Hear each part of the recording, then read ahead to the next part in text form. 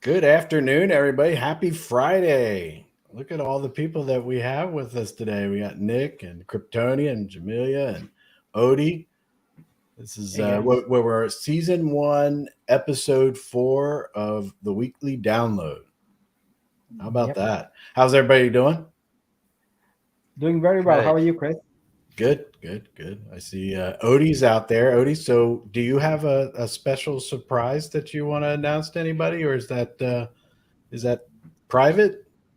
Is that what we talked about just before? Oh, yeah. Okay, so you guys know I'm an American Ninja Warrior, right? You guys all know that. And my producers contacted me a couple days ago and said that they're wrapping up getting all the editing done for my episode, and I'm going to be aired.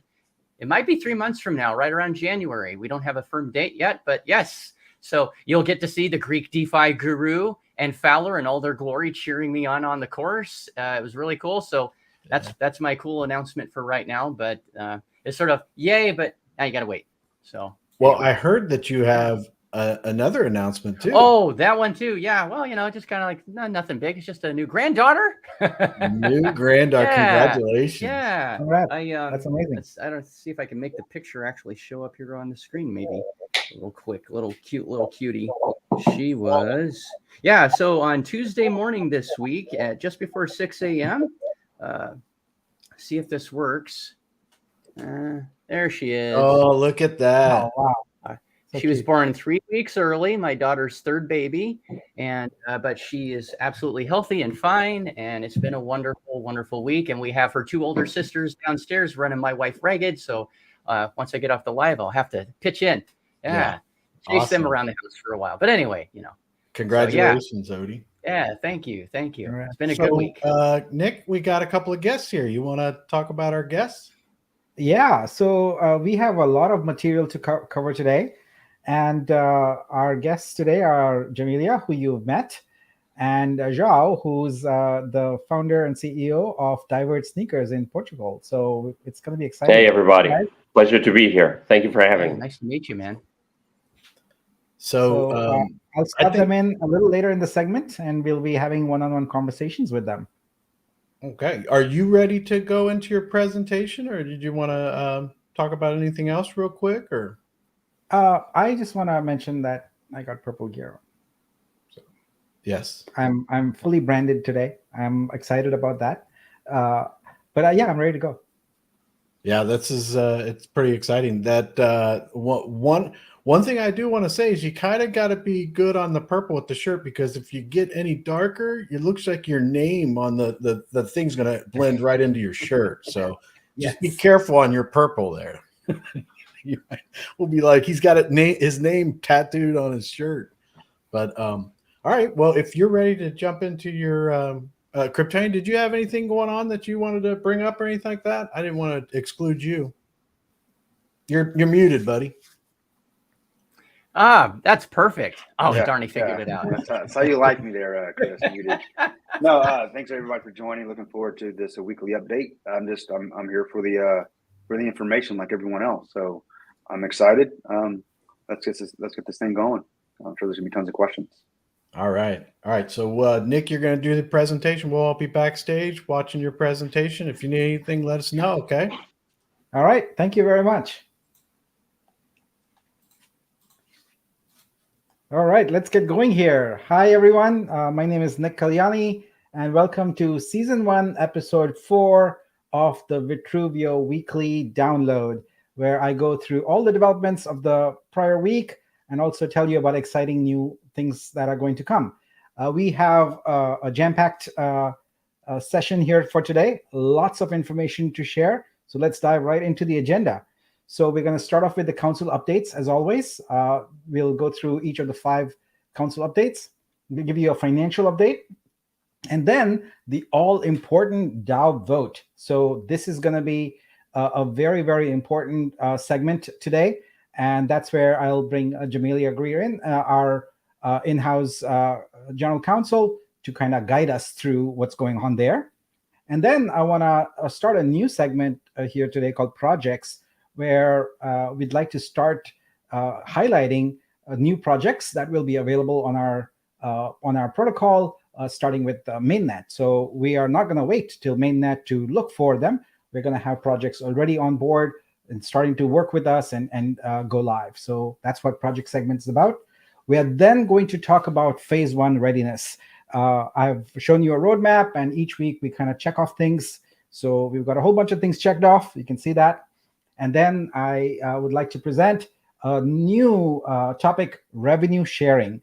So this is something that I think a lot of people are going to be very, very happy about. And as always, we are headed towards our booster sales. And so I want to remind people exactly of what's there. And today I want to have some surprise announcements about that also. So, and then we'll wrap it up with Q&A. So ask whatever questions you have. But it's going to be a lot of information today.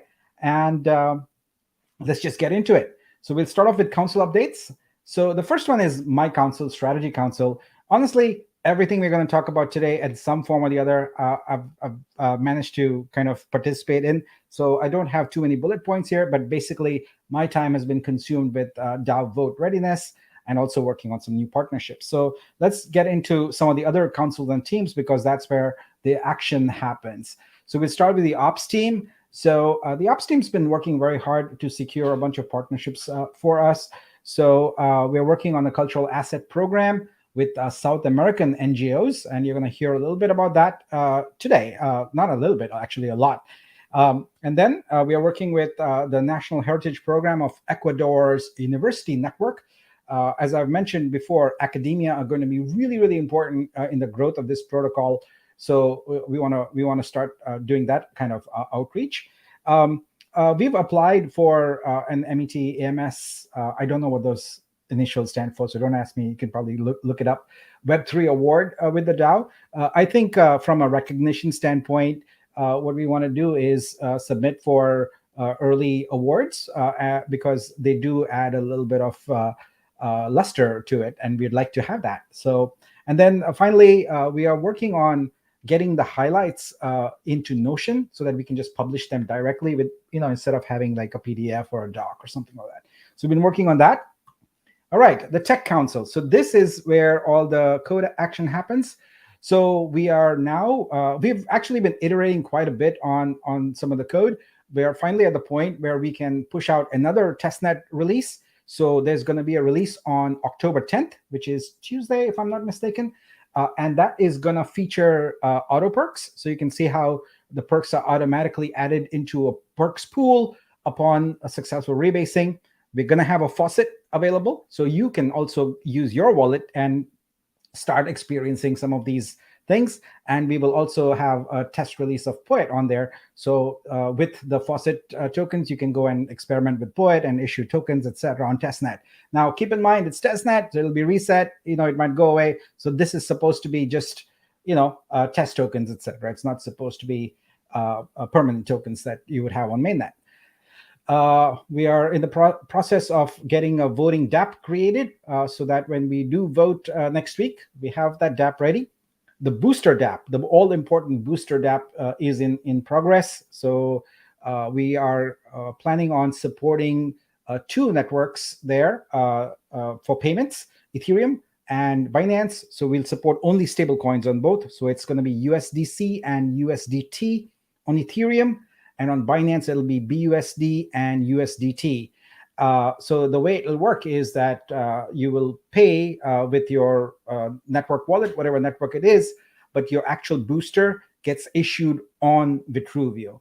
And the reason we have to do that is because we don't have a bridge or a centralized exchange right now. So we can't bring in funds yet. So you would be paying, and pretty much immediately you would see your token. It's going to be queued a little bit. So there might be a slight latency, but you will see your booster token show up on mainnet, on Vitruveo mainnet. This has been a non-negotiable thing for me. I want to make sure that the actual tokens appear on our protocol and not anywhere else. There are some code iterations we are going through on what are called precompiled smart contracts. So that's asset-based and creator-based, the two main foundational pillars of our whole ecosystem around creators. So we are iterating through that code. And finally, we've had multiple meetings with the Usign team in Brazil who are going to build out the Vitru Studio. So we've completed the 3 meetings at this point, reviewed all the requirements, and now we are also looking at the Synapse API for KYC integration. We are moving forward on that. And also the creators are going to have W3C, Worldwide Consortium verifiable credentials. We're going to conform to that. And so we're going to look to the Veramo API for that. So we've done the research and determined that that's the best open source API for us to use. And that's what we are going to do. So that's all on technology, but stay tuned for the 10th when we do a new testnet drop. All right, marketing. We have a new landing page. So if you go to vitruveo.xyz, you're going to see that landing page now. This is not intended to be the final website. We got a whole other website we're working on with a lot of detail, etc. But we wanted to at least have a landing page there that communicates the intent. A lot of content coming back together. We have started to slow roll out our booster token sales marketing campaign. There's going to be much more activity on that coming up. So I'll probably bring Riva back on here next week where we can talk more about that in detail. We also have posted a Medium article on the tools and dApps that make up sort of the Vitruveo universe. And then finally, we are making sure that all these different campaigns and products have a coherent design direction. So that's also part of what Marketing Council is working on. Overall, we're trying to basically bootstrap the entire brand, right? So there's a lot of foundational work that has to be done around that before we can start using those elements to really start kicking out campaigns and things like that. But it is coming together very fast. A lot of people ask, like, when do we, start seeing booster marketing, etc.? Well, we want to do it at the right time. We don't want to do it prematurely, because what happens is you get, you do a lot of marketing early on and you get people excited. And then when it's time, you've lost their attention. So you got to do it at the right amount of time before, and then push it to a sort of a crest at the point of where the sale happens. So we want to do this strategically. We don't want to just kind of take a shotgun approach around that. All right. Next is the Creator Council, and Fur's been doing a fantastic job with that. We've got the Learn with Vitruveo sessions happening weekly at this point, and our goal is to educate as many people as possible about blockchain, Vitruveo, and concepts like that. Get people into Web3. We have, I believe, 25 artists who we are soliciting artworks from. So a lot of them, I've seen the submissions. They look great. And so they're finishing up the art. We also gave them the second requirement of having an augmented reality component to it. So there's actually 2 pieces of things that they are working on. And we're almost done onboarding that. Speaking of onboarding, we are working on several onboarding programs. So there's all these categories of users we want to onboard, and each of them is a different audience. So we have to address them differently, have a different messaging for them, etc. So we are getting more ambassadors. We've got the Art Packs artists. We've got the Nifty Dreams artists. We are also, as part of that, the Creator Council, we are working on the Cultural Heritage Project that I alluded to earlier, and you're going to see a lot of detail about that very shortly. And then we're also starting to investigate music events, etc. We are going to focus on visual arts initially, but we don't want to wait until later to start thinking about music and how that's going to work, etc. So we have started the research on that. All right, and then comes the Ecosystem Council. This is amazing. We have 6K plus organic Discord members, which I love. This is amazing and really, really great to see this level of community participation. Now, there's been an influx of support tickets. I suppose that is because the numbers are becoming real now and people are able to see them, etc., and verify. But we'll do our best to keep on top of that. There is now a newcomer system that is in place and live. So you'll see announcements regarding that on Discord. We are also working on a community champions program. It's important for any community to recognize the folks that actually make that community thrive, and we call them our community champions. We want to make sure that we do things to support them and also to reward them. And so we want to have a community champions program. And finally, one of the things is, because it's our own protocol, off-the-shelf sort of available solutions like Collab Land, etc., won't work directly with Vitruveo Chain and Discord, which is why we are doing some things on Polygon, etc. But that's a short-term solution. We're going to go ahead and write those bots so that we can start using solutions to do token gating, for example. So if you're holding a certain token, like a Poet token, or even one of the Nexus tokens and things like that, then you will have elevated privileges in Discord. So we are going to have to write our own things for that. So yeah, that's going to be work in progress. But there's a lot on the Tech Council's plate right now, so we're probably going to prioritize that a little lower after some of the booster stuff is done. Okay, now let's see. The next part of our agenda is financial update. So as I've basically said repeatedly, we have a very short runway, and right now what we are trying to do is get a whole lot of stuff done in a very little bit of time. And so that means essentially getting more resources. So we've tried to apply the limited resources we have wisely. So basically, here's what we have. We have about 35K in team salaries. And then we have 2 classes of contract services. I kind of broke them out so you can see things. We have development services, and then we've got legal/marketing/web services. So that's 15K on the developer side, and then on the combined legal, marketing, web, it's 34K. We are relying on, we are bringing up services on Amazon, etc. We are relying on Google. We are also getting tools on board, like things like Canva, etc., that people need. So all of those things are roughly around 6K. We have a bunch of one-time expenses because we are spinning up a bunch of new applications. So that's a lot of development going on in parallel. And so to build this Booster DApp, to build the Nexus DApp, to get the voting DApp, etc., in place, etc. So we've got about 37K there. And then finally, we have one-time expenses around legal and marketing around 15K, in a total of 142. So we are basically looking at a runway through the end of October, possibly a little bit through November, but we are very much looking to have the booster sale in order to be able to continue to fund the development of this protocol. All right. Moving on, this is going to be the most important topic you're going to listen to today. And so pay attention now. We are talking about DAO vote. And for now, I'd like to bring on Jamelia on here. Jamelia, hi there. How are you? You're muted. Sorry. There we go. I'm doing well. All right. I appreciate that you're taking the time out late. What's it, 9 p.m. in Dubai? About 9:30 or so. No problem. 9:30. All right. Well, thanks so much for coming. You and I have spent a lot of time in the past week going over a lot of documents and things like that.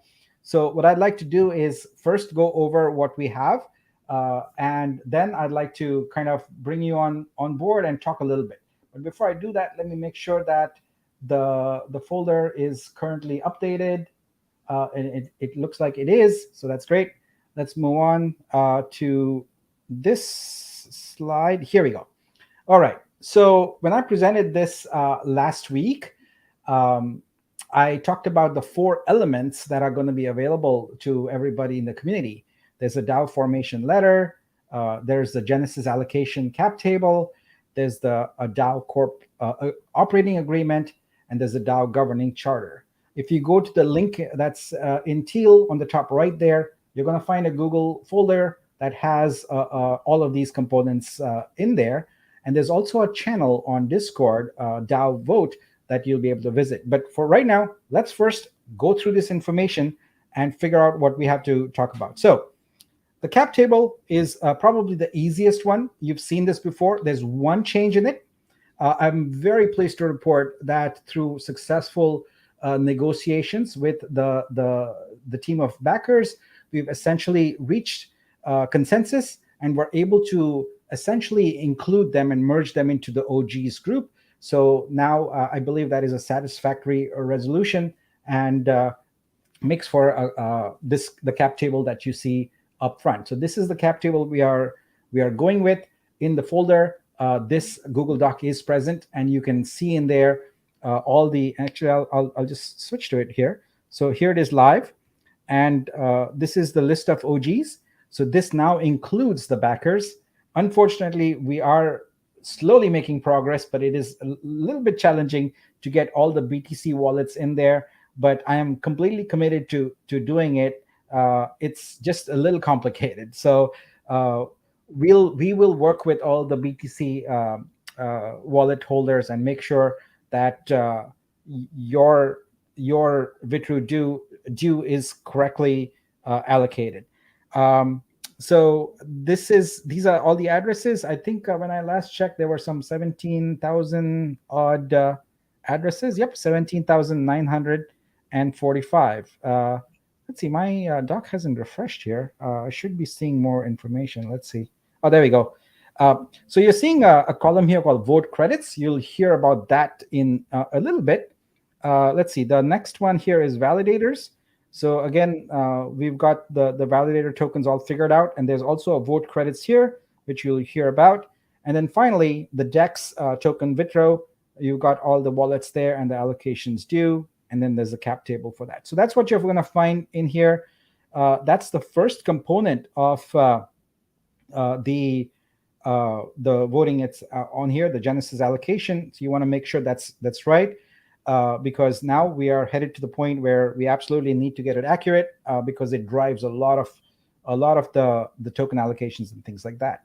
All right. The next thing we want to do is review the governance charter and things like that. But before we do that, let's bring up this slide again here.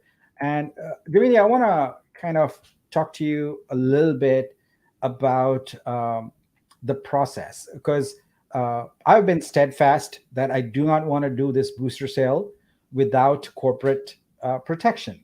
You also advise the same. What is the current update? What exactly has transpired in the past week? Let's fill us in. Sure. And, I think it's important to note, Nick, I mean, when I first came on, and I came on last week or the week before, and I mentioned that whatever we do, we're going to do it right. And that means no shortcuts. So if you guys are wondering what the holdup has been or why things have been slow, it's really been me on the back end with the red light until we're really comfortable, because what we're building is for the long term. It's not for the short term. And my role here, quite frankly, is to, number one, protect the project, what we're building. And then number two, to make sure that we are here for the long term. So part of that strategy, and part of what we really have been tangling with for the past week or so, is to make sure that we have a legal entity in place that is going to allow us to operate and to do what it is that we want to do compliantly. And so, as with the world of Web3, things move really quickly. And when we originally started talking about legal entity incorporation and where we're going to set up, we had our eyes on Dubai. And Dubai is great, as you know. I mean, hey, I live in Dubai. But the framework here, there's been such an influx of additional companies that have come in. And Whoa. We lost Jamelia there, so I'm sure she'll pop back in. Meanwhile, we'll wait for her to pop back in. But meanwhile, what I can do is I can review these documents here. So if you see in the folder that there are 3 PDFs and a couple of other documents. So while we wait for her, let's review. I think we'll vote this one. We'll review this one. So this is the actual cover letter that Jamelia created for us. It is an executive summary.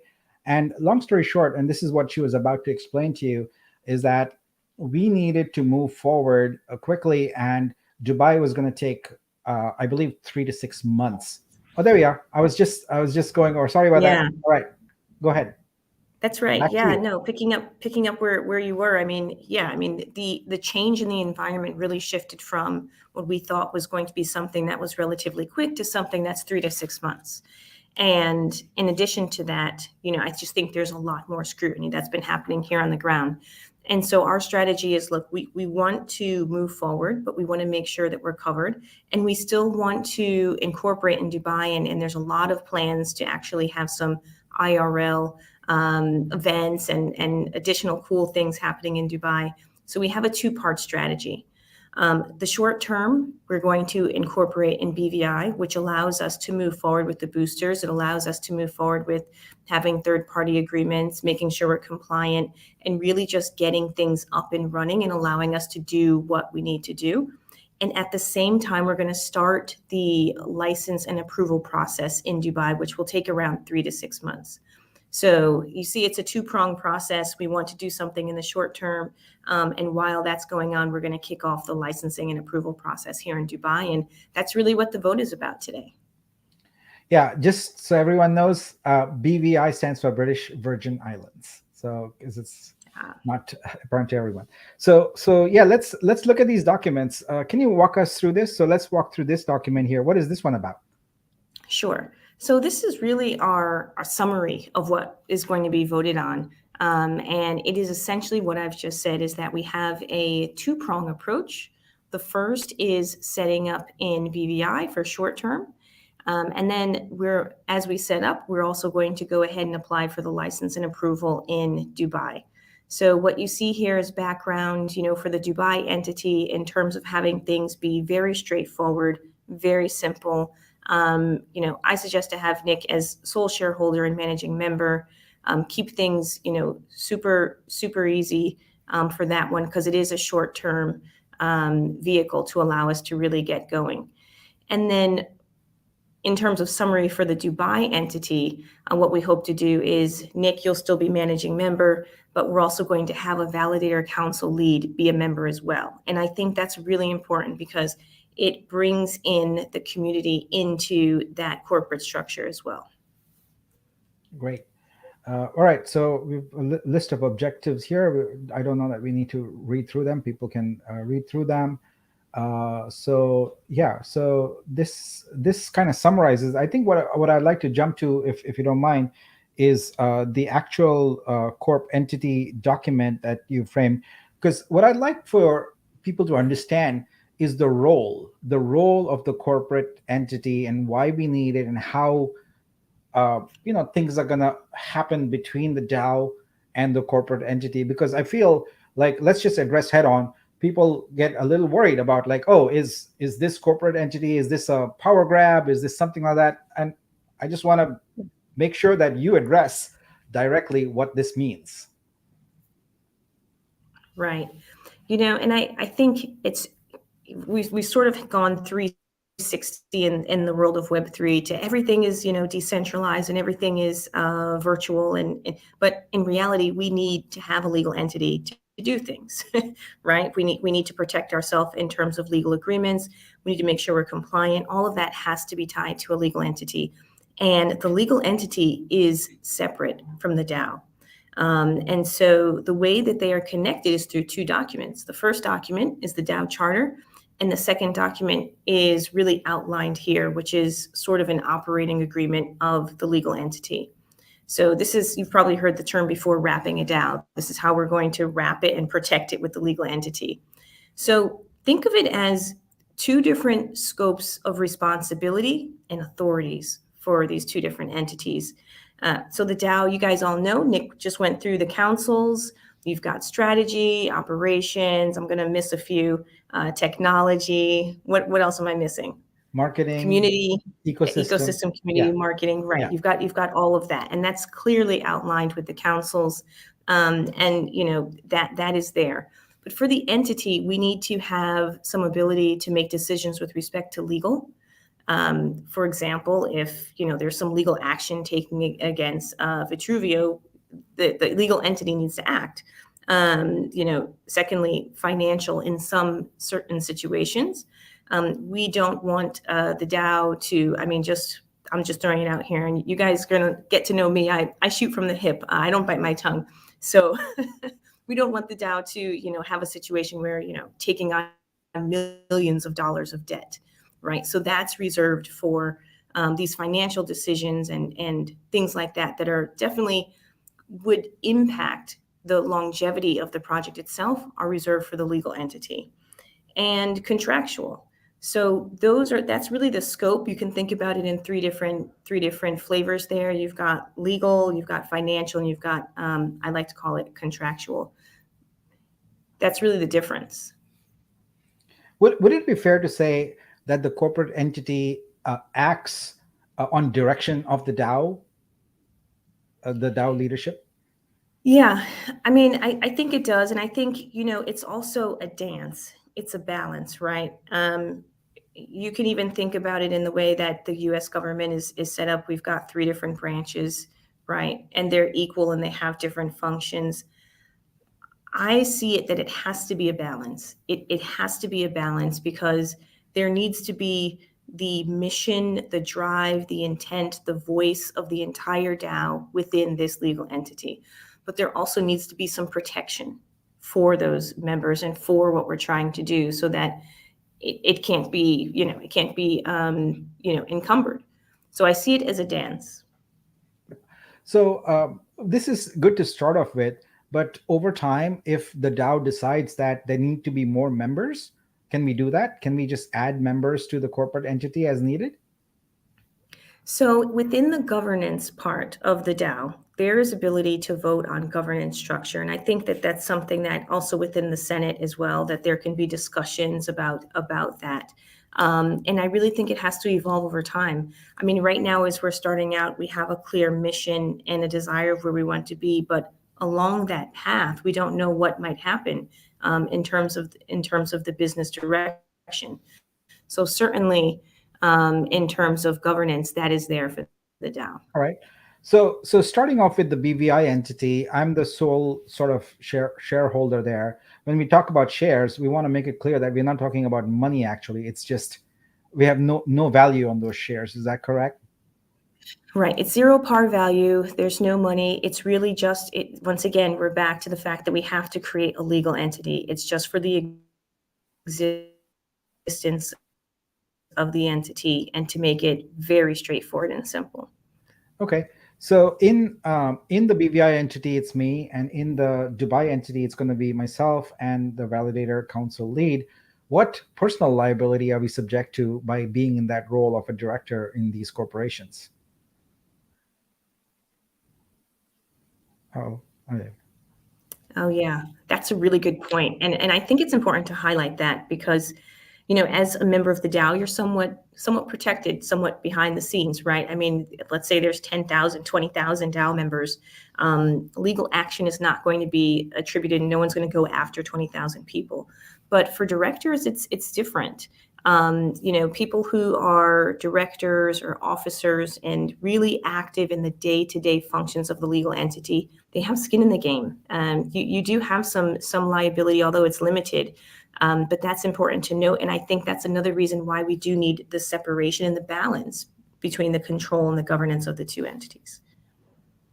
Great, thanks. So basically, we need to have the corporate entity in order to be able to work within the laws of the different countries where we are. So BVI. So the booster sale we are about to do is under the BVI entity. And so the laws of BVI apply. Do they allow the booster sale to occur? Yes, they do. Yes.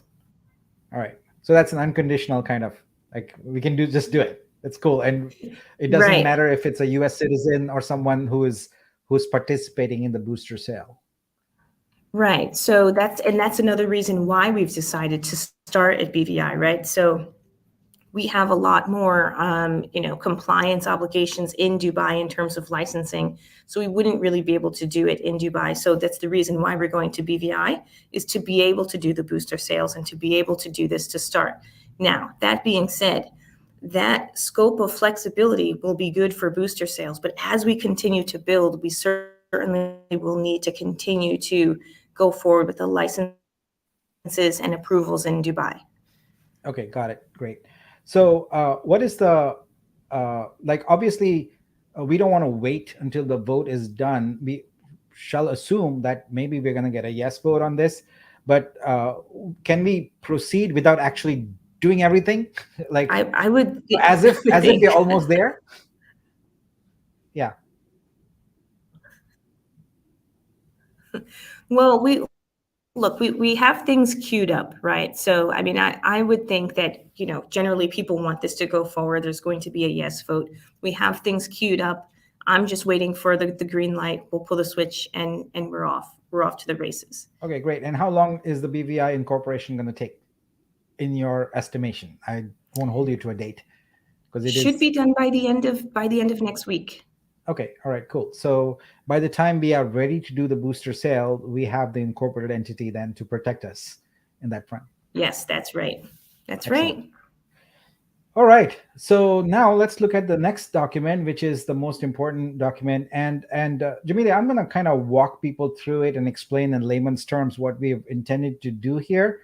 But I'll occasionally ask you to jump in and talk a little bit about it. So what we've created here is a very short and a very concise governance charter. So this is analogous to the Constitution, but for our DAO. So this here tells us some basic things, and we deliberately kept it very simple, folks, because what we want to do is have the DAO acting as an entity, as an organization, make changes to this. And so if we start off with a very complex document, then it's much harder to undo things, right? So it's much easier to keep things simple and then build upon it. Build based upon our experience, build upon based upon our needs. So that's kind of what you have in this document. So the preamble here, the initial part, basically explains what we are talking about.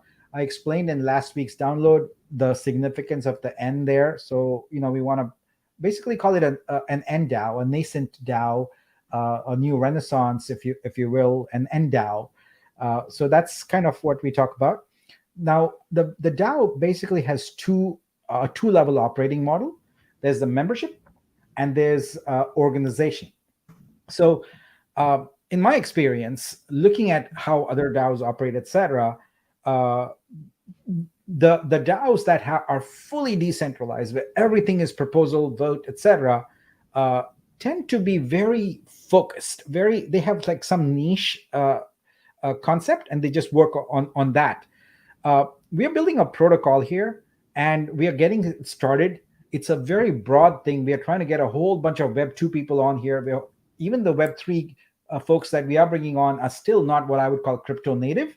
They are barely crypto able, if you will. They're just able to do what they are. So if we have that kind of structure, what we will have is almost analysis paralysis. We won't be able to move very quickly. So this two-level operating model essentially says, we're going to do voting and things like that for the really, really important parts.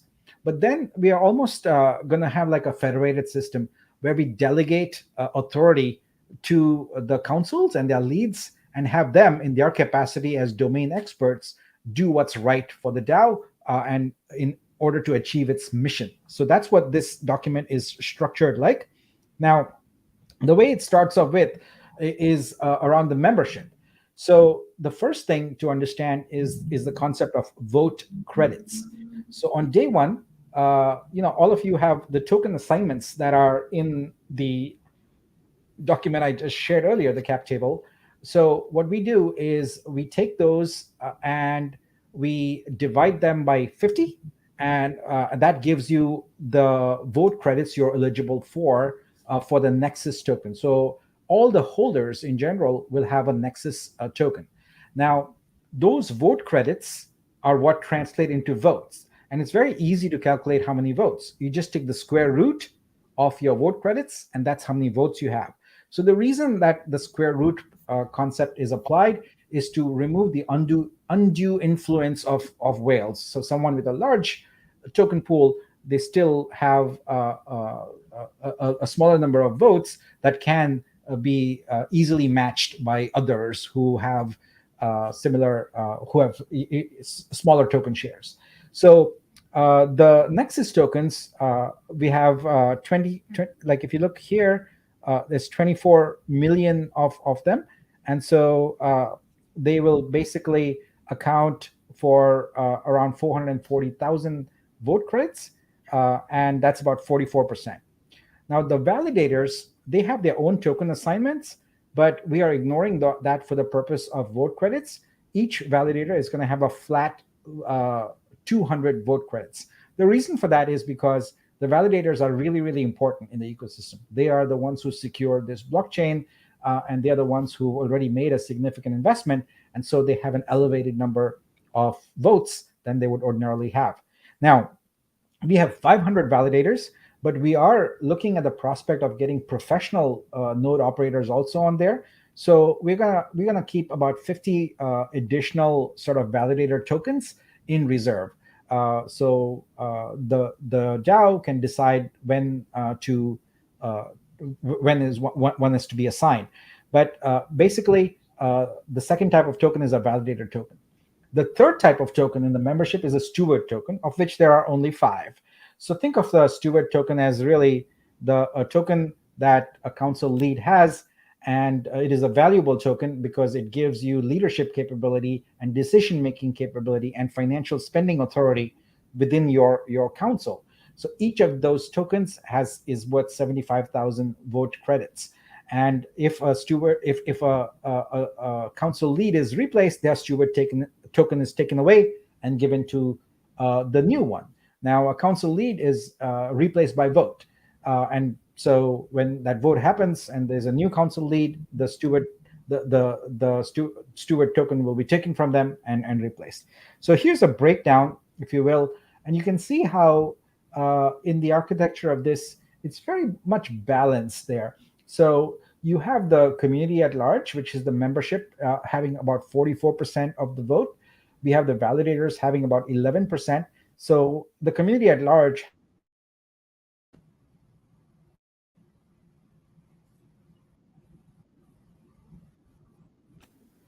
Did we lose him? I wonder. I mean, did we lose him and lose me too? Oh, there he is. Oh, weird. This is weird. We're dropping off today.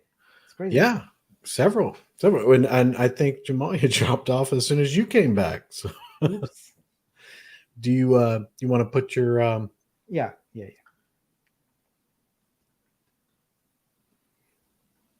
Yeah, so a lot of information, ton of information going on.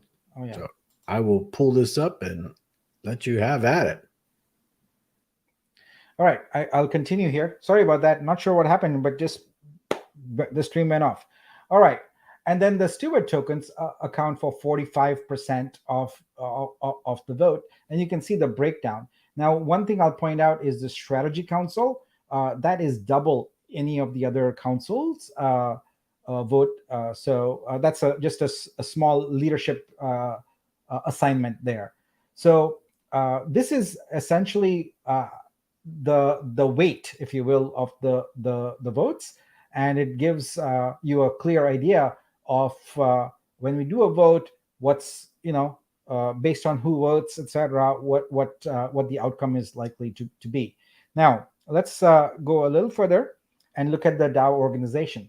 So nothing has changed here other than the center, which previously used to say DAO Council, and we've renamed that to the Senate. Now, we wanted to have a better name to clearly indicate that that is a body of authority within this DAO. Let me zoom in a bit more to make sure it's visible better on the stream. There we go. All right. So other than that, we've got the 5 councils and the teams with them, and each council has a team lead. So let's walk through how the Senate works. The Senate consists of 9 members. I can zoom out a bit here. So it is responsible for the overarching vision and direction of both the protocol and the DAO, and it is responsible for electing the council leads. Now, 3 of these seats are occupied by non-leads. So 5 of the 9 members are the council leads. So that's them. And then 3 of them are members not in the community and who rotate every quarter. Members of the communities. I misspoke there. And that rotate every quarter, and 1 that is there for 6 months. So let's look at what that makeup is. So you've got the strategy council lead. That's me right now. I'm the chairperson of the Senate. We've got the tech council lead, creator council lead, ecosystem council lead, marketing council lead. So that's your 5 council leads. Then we have an elected validator rep. We have an elected YouTuber rep. And we have 2 elected community members. So that constitutes the 9-member Senate. Now, of these, the YouTuber rep and the 2 community members, they rotate out every quarter. So at the beginning of every calendar quarter, you would have elected a new person to fill that role. The validator rep role is 6 months. It is larger than in scope than that, because the validator rep is also in the corporate structure, and we don't want to constantly go back to like the Dubai corporate government, whatever regulations are, and keep changing that. It would be inefficient to do that every quarter. So we've extended that to 6 months. So basically, there are here in this section here how the council leads are going to be appointed. So initially, I have appointed them, and they're going to remain in place until someone has a proposal that says we want to elect a new lead. So you're free to do that, and under these rules. So to elect a new council lead, you require a supermajority. So 66.66% of the vote, and of that, you need a quorum of 25% of the vote credits. So 250,000 vote credits are needed, and of that, 66% have to vote for the new council lead, and then they get into place. The bar is a little bit higher for a strategy council, and it's just double the number of vote credits. So we want more of the DAO to be representative of replacing strategy council. If a council lead position is initially unfulfilled, you don't need to have an election. The strategy council lead can fill it. I'm specifically here referring to the ecosystem lead position, which is currently unfilled. I plan on filling it, but I'll probably still look for a vote on that. All right.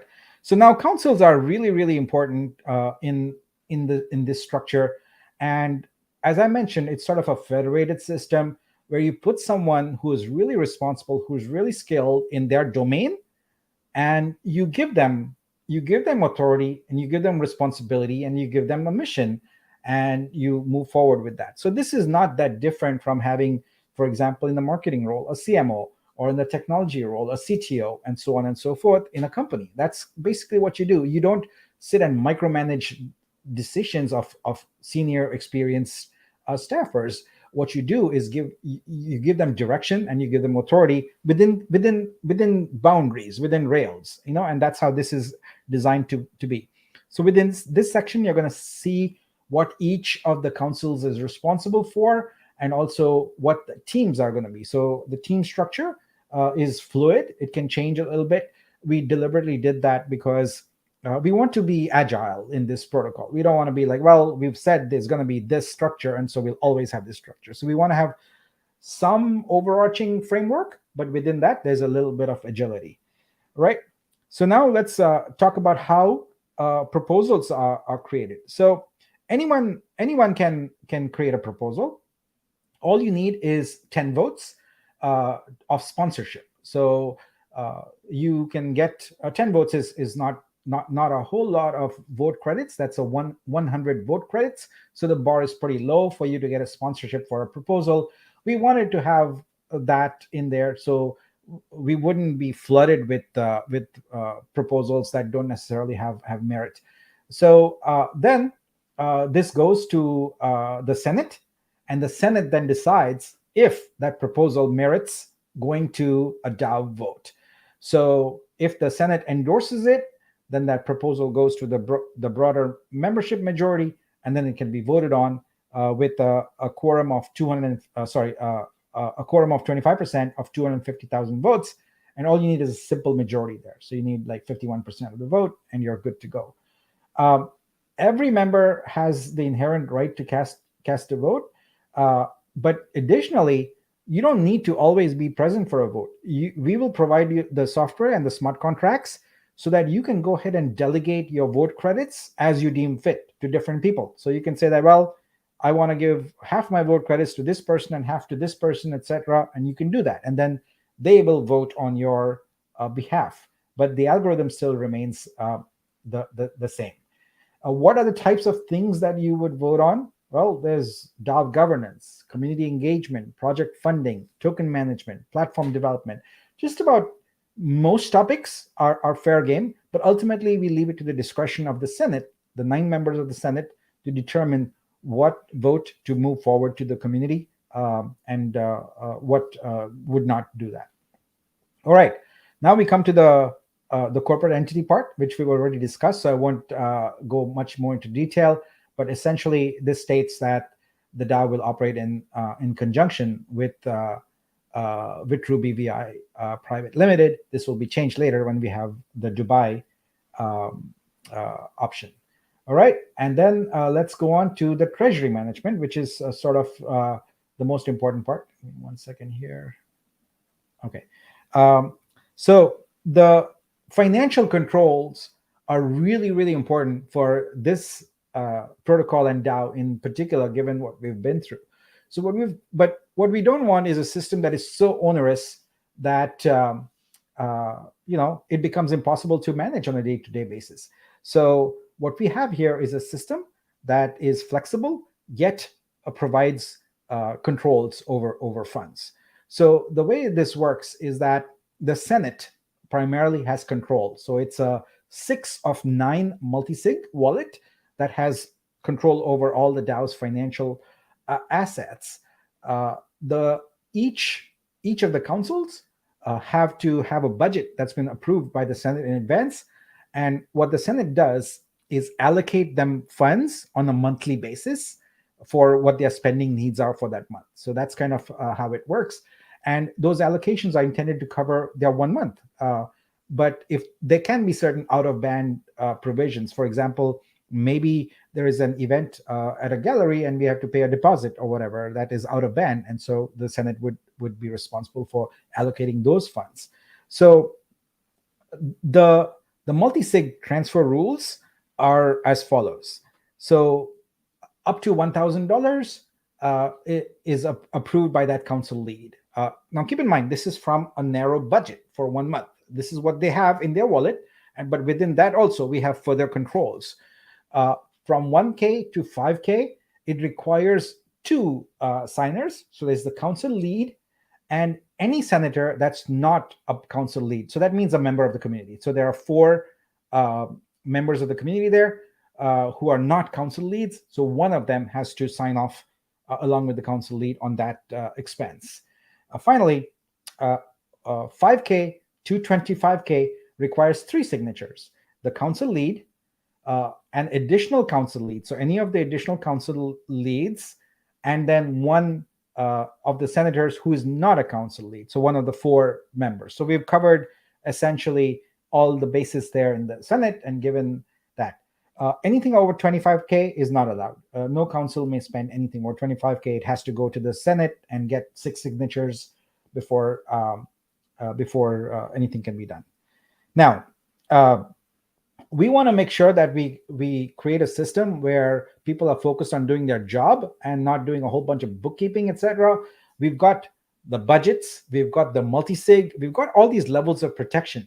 So we only need expenditures over $5,000 to have a comprehensive documentation. Things below that are assumed to be part of the budget and are already known to everyone. So it should be pretty clear what it is, but we don't want onerous bookkeeping requirements and receipts and things like that on there. We put it at 5K and above. That's where we need more oversight and control to have financial transparencies. So overall, with this treasury management system, we've created a mechanism by which no single individual can do harm with the funds that we have.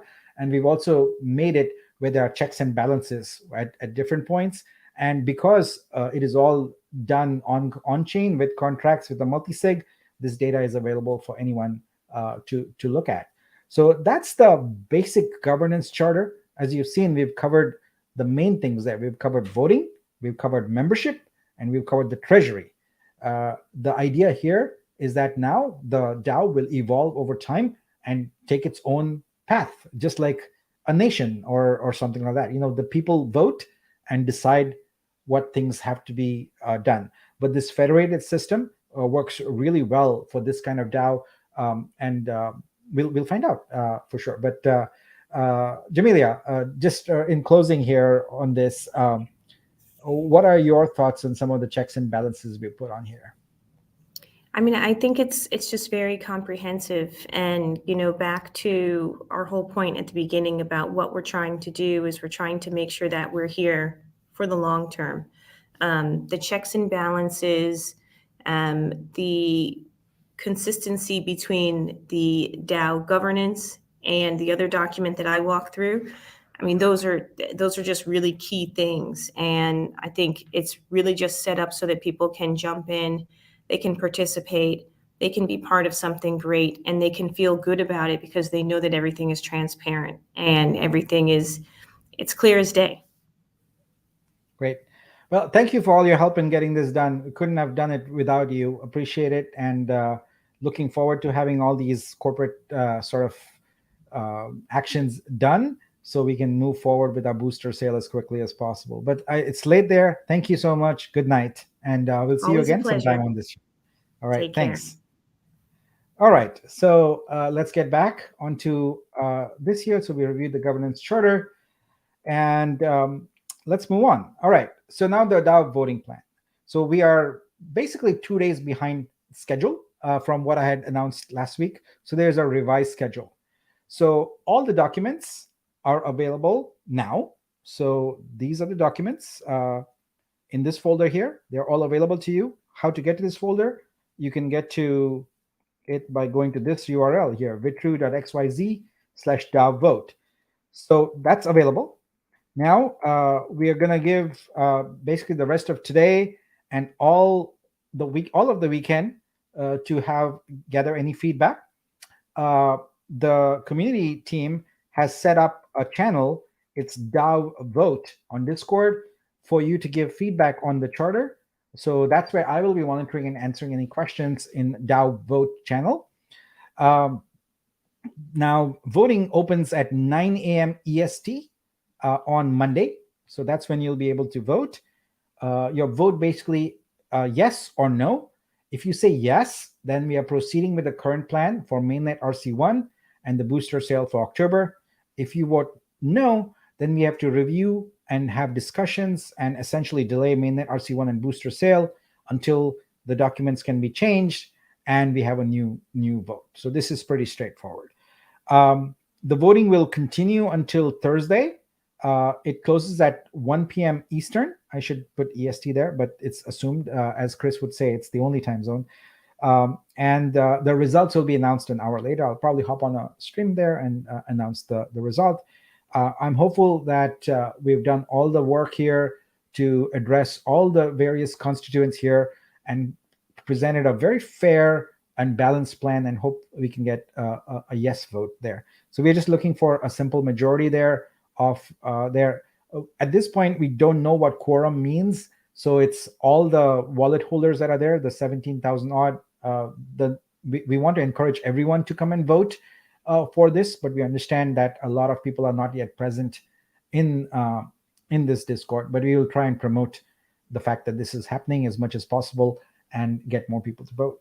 All right, so that covers that. Let's move on to the non-government part of today's session. Let's talk about projects. And to discuss our first project, I'd like to bring on my second guest, João Esteves. Please come on and we can talk a little bit about your amazing company. So as we do that, as he comes on that, great. I want to talk a little bit about projects. So as I mentioned at the top of the hour, we don't want to wait till mainnet to have projects running. And when I talk about a project, I want to be very clear. We're talking about projects that already have the software done, a community established, traction, etc. So that's what the scope is, and because we want to attract as many users as possible on here in lots of different scenarios, because each of these initial projects serves as sort of a case study, if you will, for others to look at and say that this company or this university did this, why don't we also jump in here? That's the idea here. It's a little bit of marketing, a little bit of also working with us. We are new, so we want projects that are willing to partner with us and go hand in hand together. So we've got 3 projects. The one with the university, we are refining it, and I'll soon have them come on also. But today, I'd like to talk about DiVerge. So João, please tell us a little bit about your company. Thank you for having me, Nick. Basically, we are a sneaker company that only makes on demand and promotes social and environmental impact in the process. We have built the brand around 4 years ago, and we only make on demand, allow for full customization of sneakers, and basically then proceed to make them pair by pair and ship them directly from the factory, from our workshops, into our customers' hands. We have been selling already now in 77 countries. So basically more than 95% of our sales are for outside of Portugal. So we are a Portuguese brand, but with a worldwide ambition. Amazing. I went through and got sneakers from your site, and I love them. They're great. I love the fact that I could go on there and kind of just design my own thing. And if you guys want to, you can go to DiVerge-sneakers.com and you can try it out yourself. You can design your own sneaker, and you can choose your colors and whatnot. It's really fun. And so where we enter the picture here is that we would like artists to be able to conform to your sneaker templates and create art so that you can have one-of-a-kind, unique sneakers. So what we are hoping to do with Mainnet is essentially complete a product integration. Maybe we consider it a pilot where we have a limited number of artists, where at the point where you have this designer, you can apply a custom artwork created by an artist and using our asset registry system. So tell me, what is your reaction? What are your thoughts about that kind of project? They are extremely positive. We've always seen sneakers as a platform of expression. I think the whole world sees it, but we wanted to take a step further and allow people to really express who they are and what they believe in our sneakers. And that's why we allow for full customization, for you to write statements on your sneakers. And what you're describing is actually taking us even a step further, where we enable a process where artists can collaborate in a fairly flexible way with us, and we can then deliver to their customers sneakers incorporating their art and really taking a step further the way the sneaker becomes an instrument of communication and expression. We have done so not automatically, not with an integration that allows for upload of artwork. We have done a few, and in our website, you can see some collaborations we have made, namely with an artist called Fred, or with Manicomio, which is an art studio that works with mentally challenged artists. It's basically a good preview of what we can do together, because we basically printed their artwork in our canvas, in our leather, and enabled their art to gain new forms in the shape of a sneaker. That's amazing. I am really, really looking forward to having purple sneakers with some cool artwork on them. You mentioned at the onset that you do ethical manufacturing. Tell me more about that. Well, basically, one of the key issues in the fashion industry is the way it unnecessarily uses resources. So we made a point, even if that sometimes makes us lose sales, to only make on demand. Basically, we only produce what we sell, and in rare occasions, if there's issues in sizing, we have to do a second pair. And we did it because basically study shows, there was a McKinsey study that showed that the fashion industry that needed to reduce 1,700 million tons of CO2 to reach the Paris Accords of 2030, 11% of that was due to overproduction. So things that get produced, not bought, and just keep being shoved from warehouse to warehouse until they end up in a desert somewhere. And we didn't want to be a part of that problem. So that was one of the parts. And the other part was only producing in Portugal, so we could really get to know our partners, understand their working culture, how they treat their teams and employees. Because for us, it was very important to create a brand that didn't add up to the issues of inequality and problems that still today, not very recently, there was Canada put Nike in court because they accused them of using slave work in China. And we make a point of not being anywhere near places where that can happen. And for that, we only produce in Portugal. So that's why we state that we produce ethically and responsibly. I don't like to use the word sustainable. I don't think there are any sneaker brands that are sustainable. Anything that requires resources and materials cannot be sustainable unless it's circular, but it's not easy to make a shoe circular because of its use, because of its components and its wear and tear. So I believe what we can do as companies in this space is to be ethical and to be responsible, and we try to be that every day. I love that about your company, and because it's something that I believe in also, and it's great to have a company like yours represented on our blockchain. Now I understand that you're sorry to interrupt, Nick. We just got a month back B Corp certified, which attests to our efforts of being transparent. Yeah, we are officially a B Corp company now.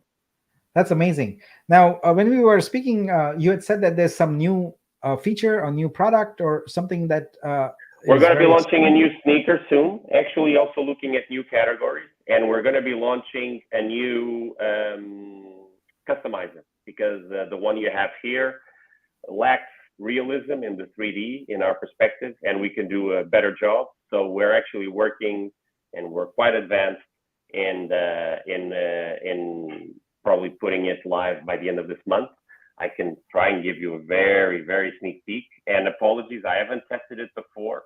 Apologies if right now, because of the developers working on it, is not operational, but I'm going to give you the exact same model that you're using now for you to check out live and really, really sneak peek. No one has seen this outside of the core team. I'm going to put it here in the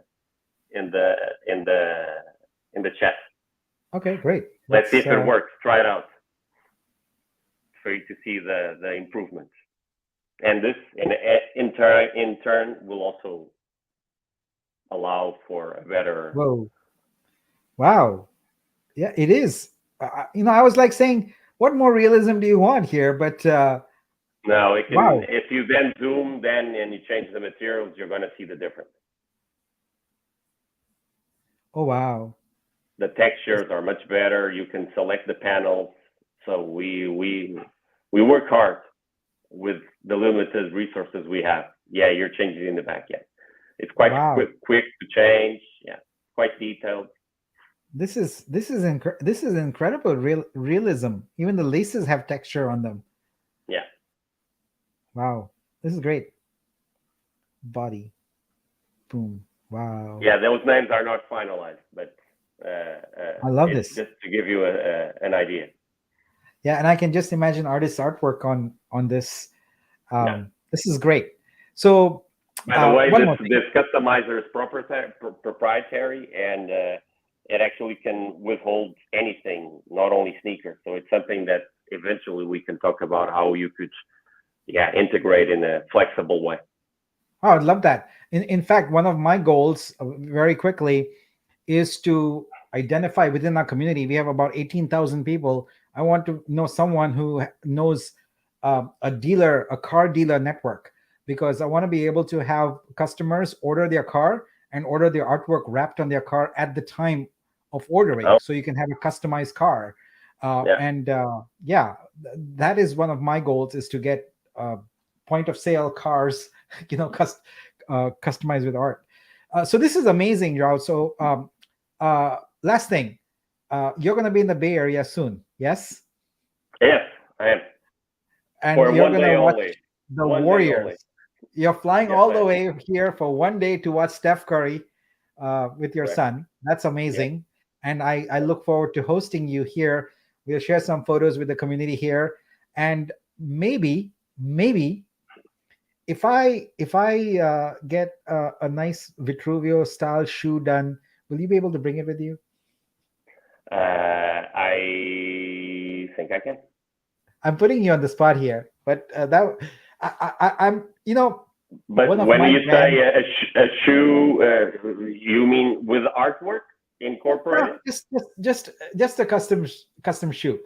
Then I can do for yeah, sure. Then we yeah. can we can ship it to you. You don't even need to No. have to wait for me to take I it. want to feel special. I want to have the founder bring it to me, and we Okay, can we'll see.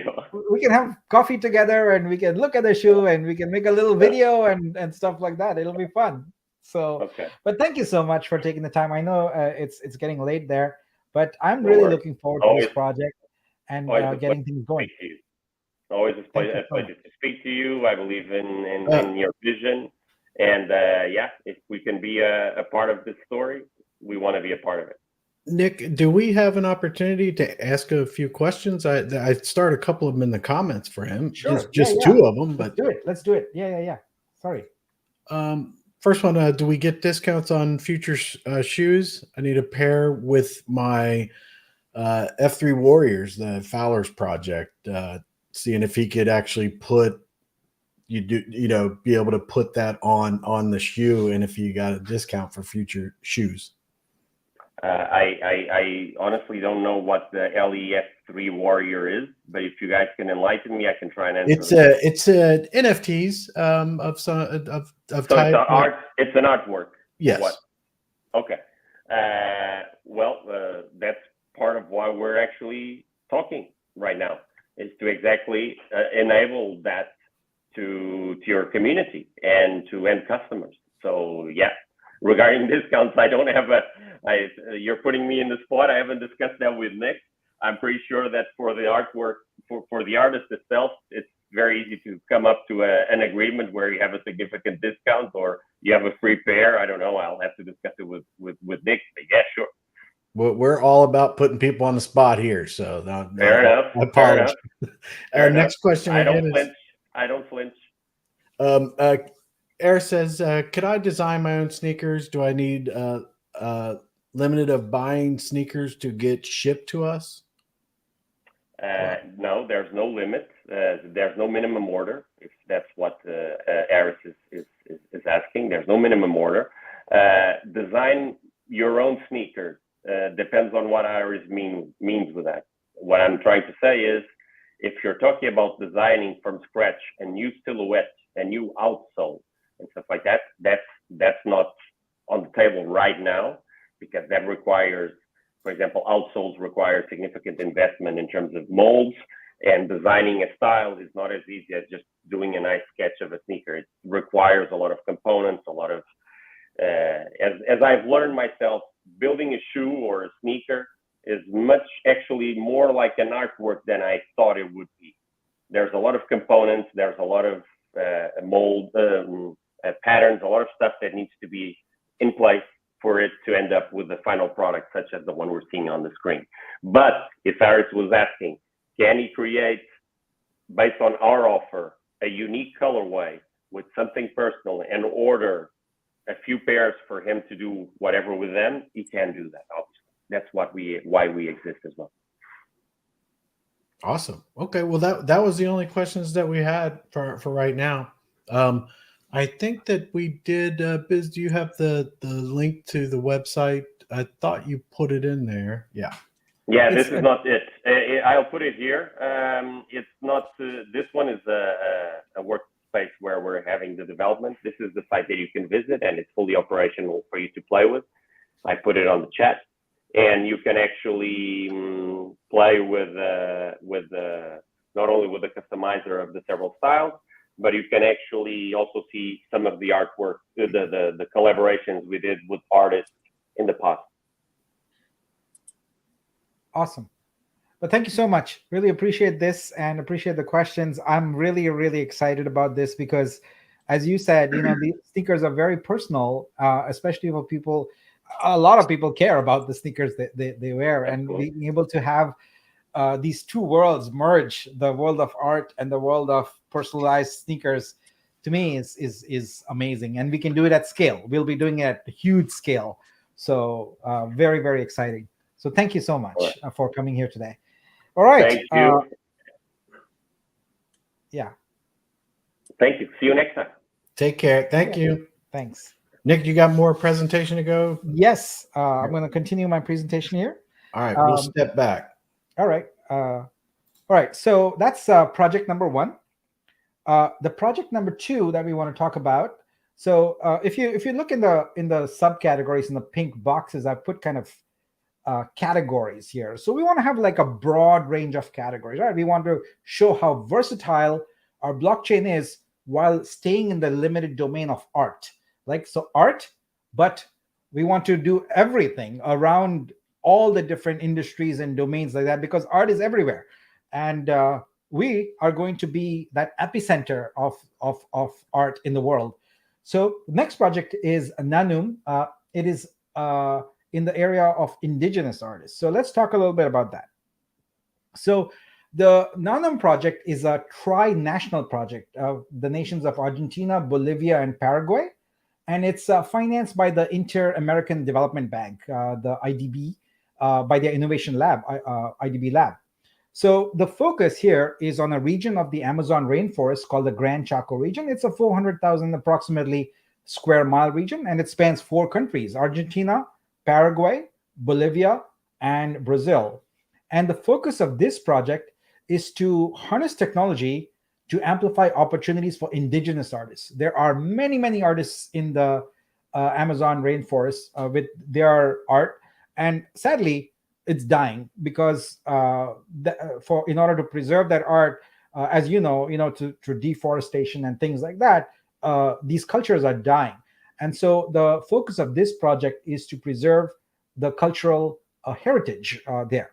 Now, this is not something that is new or unusual around the world.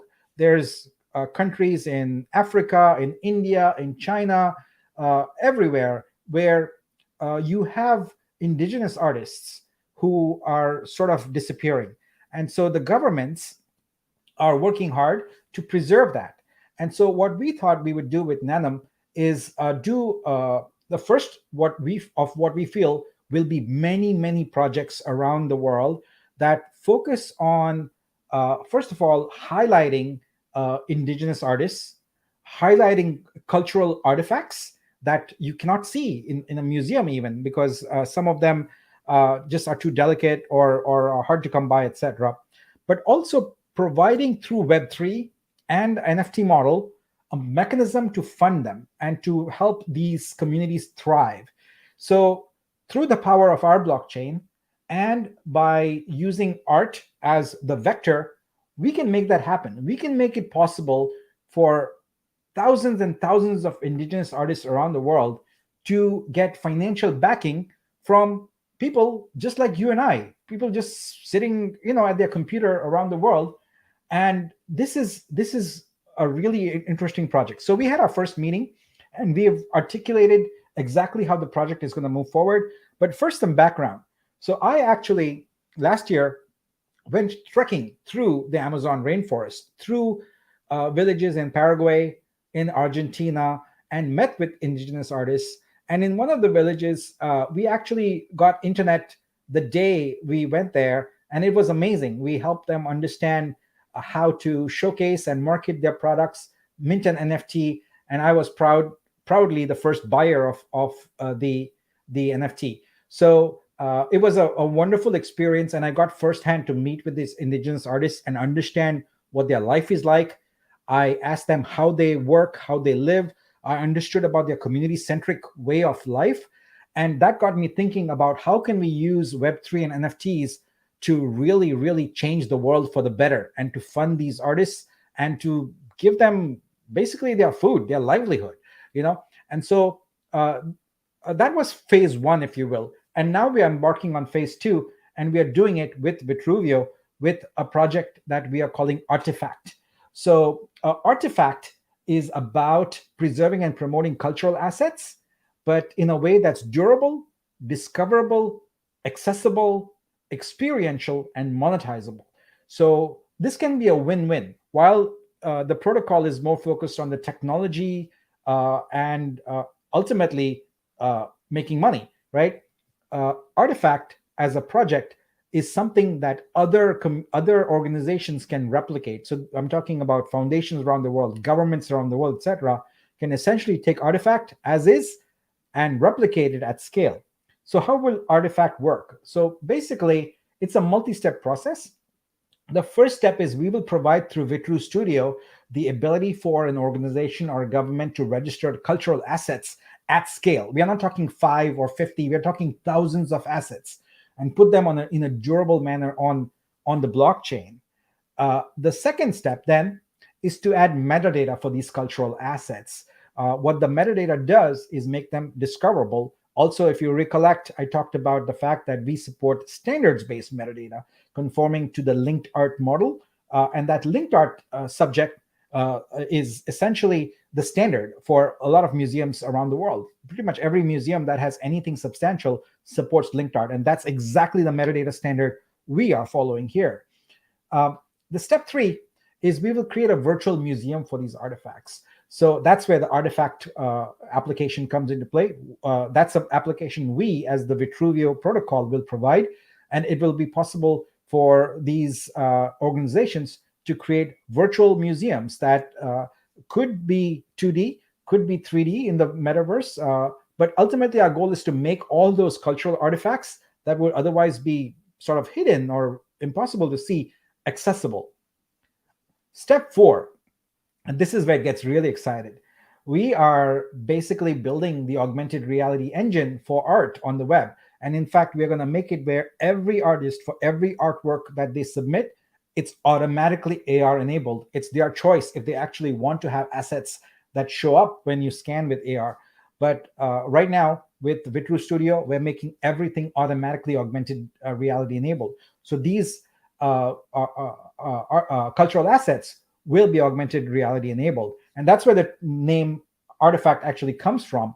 The AR is the augmented reality. And the fact is, when you scan the image of whatever it is, whether it's a sculpture or a painting or a carving on a stone or a wood or anything, you will see more facts about it come in augmented reality space. You can see where the artifact came from. Maybe you can see a video of them excavating it, or if it's a current artist making it, you can have more facts about what it took to create it, what media it uses, etc. So we want to create a really immersive experience and make it possible for these cultural artifacts to actually be experienced by people. So it's highly experiential.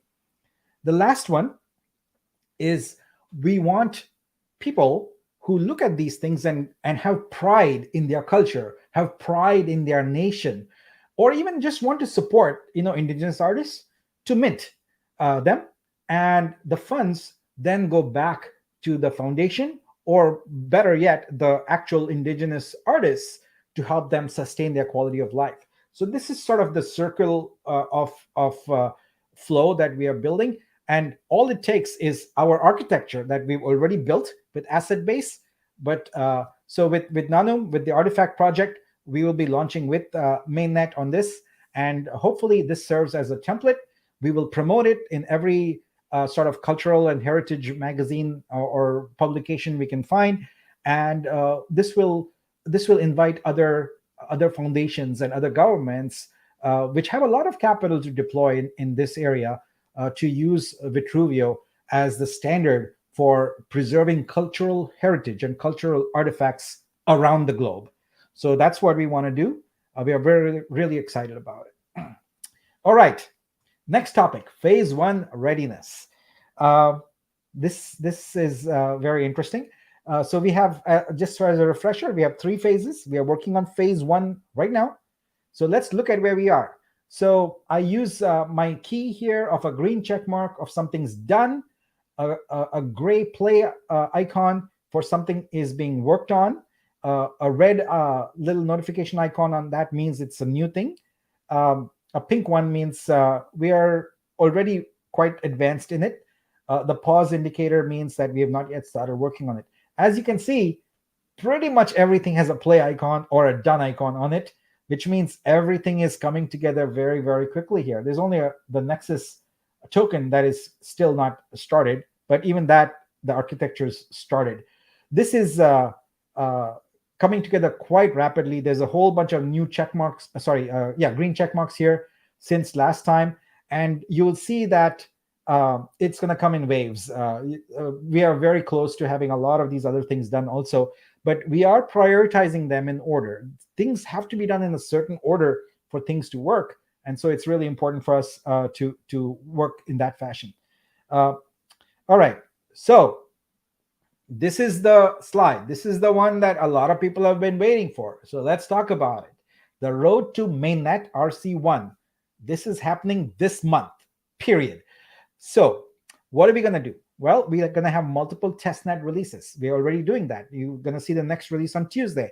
You're probably going to see more releases every couple of days because we are going to keep testing and fixing things, etc. We are going to do a multiple mainnet RC1 tests with 2 nodes, the 2 validator nodes we have in private first, meaning private means they're not going to be accessible to the public. We now have a validator team, and we are essentially looking to the validator team to come up with whatever their plan is for the validator onboarding plan, so the VOP. The idea here is the validators as a group are self-sufficient. They have the knowledge, the resources, and the capabilities to decide exactly what the schedule should be, what the support requirements are, what the resource requirements are to start getting onboarded onto the blockchain, starting with RC1.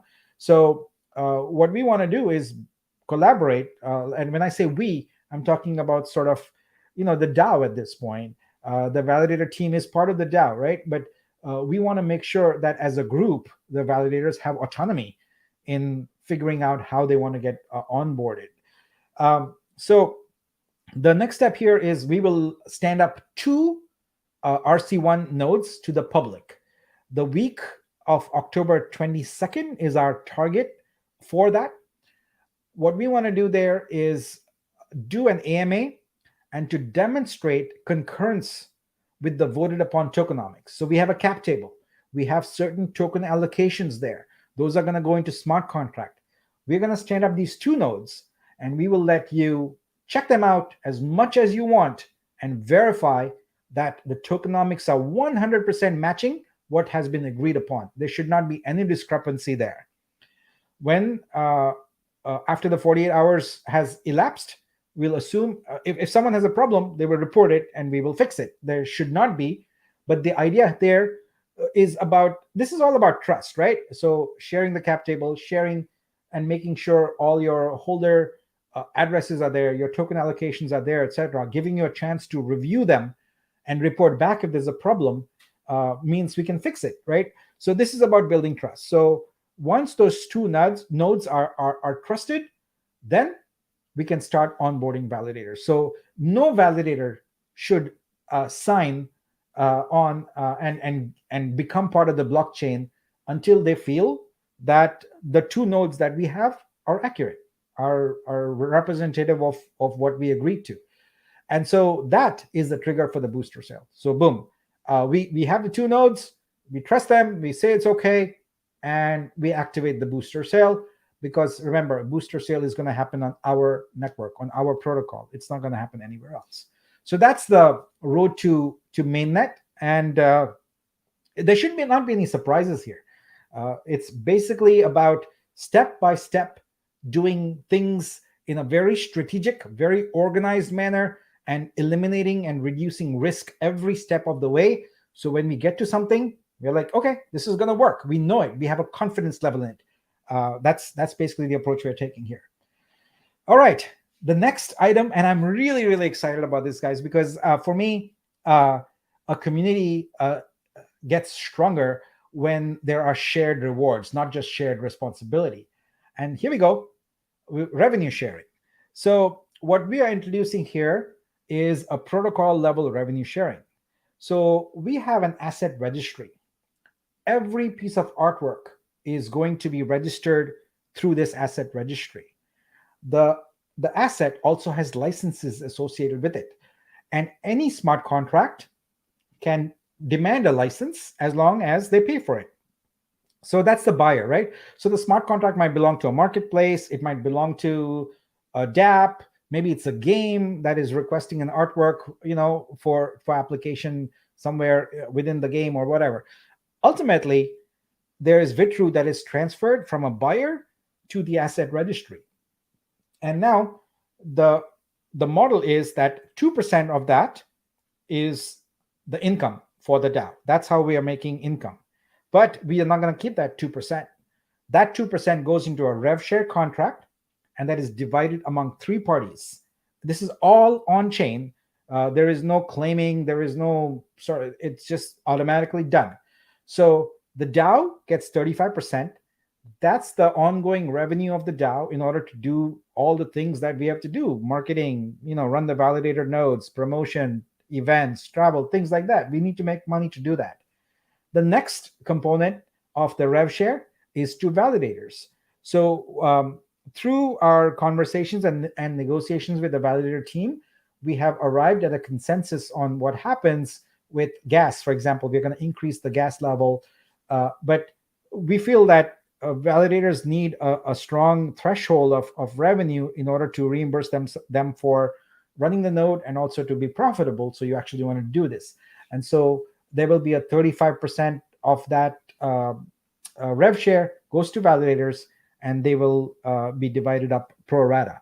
Now, the contract will automatically enforce what we are calling active validators. So there's going to be a percentage uptime activity requirement for validators, and only the ones that are actually doing work are going to have a revenue share. So if, for example, your node is down for a day, you're not going to get the revenue share for that day. That's just how it works. So yeah. And then the last part, and this is where I'm trying to make sure that the booster program is as compelling as possible for everyone, because it is the way we are going to thrive. Without the booster program succeeding, we cannot execute on all these plans. So 30% of the revenue share goes to the boosters. I'm going to use an example here. So if there's $1,000 asset that is purchased, which is not uncommon, there's a lot of artworks that are sold for much more than that. So the DAO fee there is $20. So the DAO gets $7, the validators get $7, and the boosters get $6. Now, this is a volume play, folks. We are talking about thousands and thousands of artworks that are going to go through this process, and that's how it adds up. To give you context, OpenSea, one marketplace on Ethereum, had over 1.5 billion in sales in the past year. So that it's going to vary. And this is a nascent market. It's new. It's not even tapped yet. So I fully expect that the asset registry sales as we scale up, it's not going to happen tomorrow. It's not going to happen next month. It's not going to happen even in 6 months. But in time, it's going to be in the billions of dollars. So when you start taking 2% of billions of dollars, now it's meaningful revenue. And this goes, if you're holding a booster, you get 30, you're eligible for your share of that forever. Until, maybe the DAO votes to change that. But as of right now, that is forever. So it's a pretty exciting rev share opportunity, and I hope you'll take advantage of it by acquiring a booster. All right. Next, I want to go through the booster sales and talk about a little surprise element here that we've added. So the booster sales will be on mainnet. now we know that there'll be the week of October 22nd. There's going to be 2 types of boosters.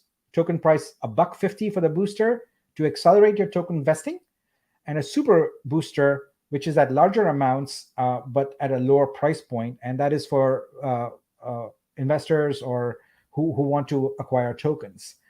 Each booster is not just an NFT unto itself with utility. It is also an amazing artwork by a global artist, and each of them will be augmented reality enabled. The thing is that the booster is actually usable to boost your acceleration, and once you do that, you still own something valuable, a rare Genesis art NFT, which can be collected, traded, or sold. So new booster holders get 30% of asset registry licensing revenue pro rata. So that's a new development and a new perk, a new benefit for booster holders. It's $150 per booster. The token price is $1.50. You get 100 tokens. Each of these will boost your holdings by 0.10%, and you can stack up to 25 of them to get 2.5%. If you have more than 25 boosters, well, they're good for the artwork. You can hold on to them. Or, as I said, if you hold on, you can trade them in the future. We will launch Vitruveo as quickly as possible, and then you'll be able to sell them to any other users who want to buy them, who may not have been able to avail of it at the onset. Next is super boosters. So super boosters also get 30% of the asset registry. You're probably wondering, how is the division going to be? Well, it's actually quite simple.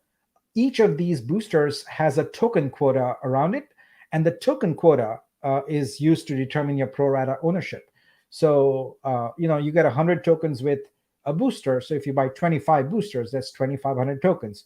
So whatever the total sales are, 2,500 divided by that, that's your pro rata share of the revenue that's going to come in. So super boosters are available at different tiers, starting at 25,000 all the way to 250,000, and it reduces the token price significantly. And it also, if you happen to have existing tokens, it gives you a significant boost to your vesting schedule. And now for the extra special benefit, exclusive. So what we are going to do is we are creating a Vitruveo Genesis sneaker. We are doing it in partnership with DiVerge. You saw this is a rare, one-time, unique artwork sneaker. It will be free for super boosters. So one for every 25K you spend. So if you buy at the 50K level, you'll get 2 free Vitruveo Genesis sneakers. It's also going to be free for the first 250 boosters. So you get a free sneaker, a rare one, but we're going to limit it to 3 per wallet. So if you're getting more than 3 in your wallet, you still get only you'll only still get 3 sneakers there. So the first 250. But if you are past that 250 level, we still want you to have this as a booster holder. And so if you have a booster at $120, you can get a Vitruveo Genesis sneaker. We're going to make this one really, really cool. I can't tell you right now about the artist, but we are going to do something very cool with it. And it will be a collector's item. I certainly plan on having one. So this is the benefit there. I believe that is it. It's time for Q&A. So Chris, Kryptonian, the others, if you want to hop on, we can do that. But before I go into Q&A, what are some of your reactions to the new things we talked about today?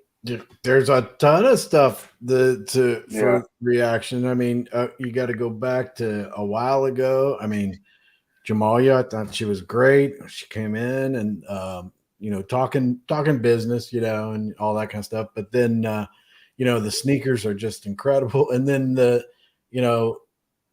now I didn't see anywhere that YouTubers that run their mouth up here get free sneakers. I didn't see that. Did that not make it to that slide or whatever up here? So I was kind of thinking maybe we should get some sneakers. I mean, well, as a YouTuber, you really don't use sneakers. So, but I'll try there to are some figure. promotional sneakers here that are not mentioned, so maybe there's something around that. Yeah, maybe we can find some type of sneaker for at least Kryptonian. I mean, I think he needs Yeah. one with like the little guns on there or something like that. Something Texas. Actually, I was going to ask him before he jumped off. You know, I ride a motorcycle, so I saw that they have leather.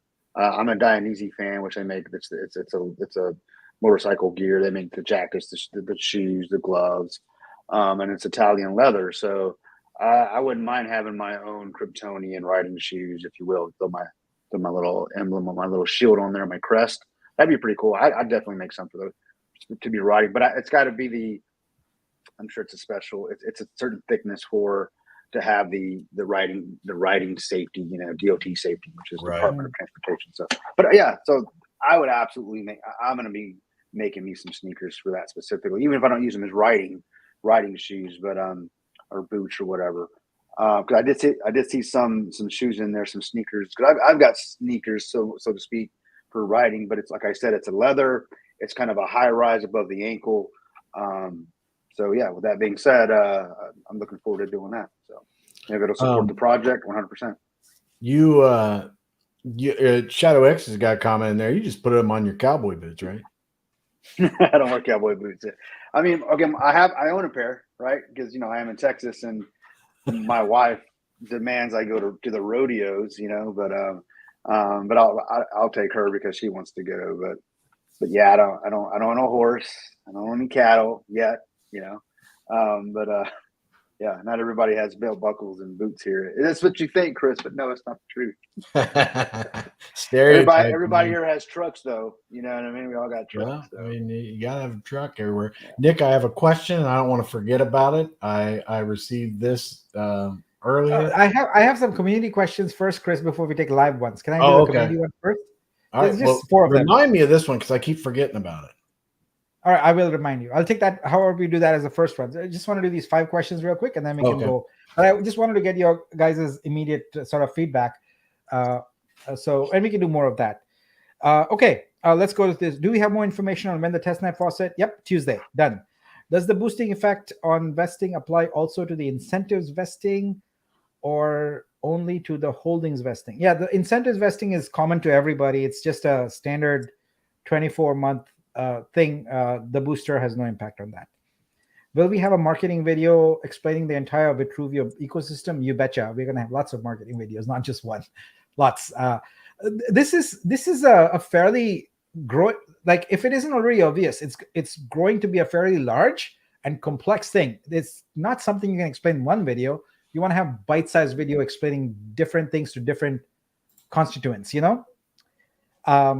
Will we eventually have some official art appraisers available within our community, since we plan to be an artist blockchain? I don't know. I don't know what their role would be, obviously, to appraise art, but how, you know? Maybe this is where the word ecosystem is really important, folks. When you have an ecosystem, what you do is you create opportunities for different people to participate. So I can imagine someone saying, hey, we are a team of art appraisers on Vitruveo blockchain for any artwork that you're thinking of buying that's over, say, $10,000 or whatever. We can give you our opinion. We can appraise it for you, and here's our fee or something like that. So we can, and they can even stand up their own website with artworks and charge a commission for that also. So, you know, yes. So our goal is to enable everybody, but whether we officially won't have or need art appraisers as part of the DAO. Nick, will you be buying boosters? Yep, because I'll be testing the whole process. And I always, you know, in software, Kryptonian probably knows this, there's a phrase called eat your own dog food. So what that means is, if you're building a product or you're doing something, you better use it yourself to make sure that you experience the joys and the pains of your users. So 100%. How do you see credit card sales funneling through the Vitruveo blockchain? Yeah, this is the second part of that question is very, very important. So one of the challenges that dApps have on Ethereum everywhere else is, if they want to support credit cards, there are services like MoonPay, etc. But what they do is they just essentially do a crypto purchase first, and load up the user's wallet. It's not as fluid as just buy.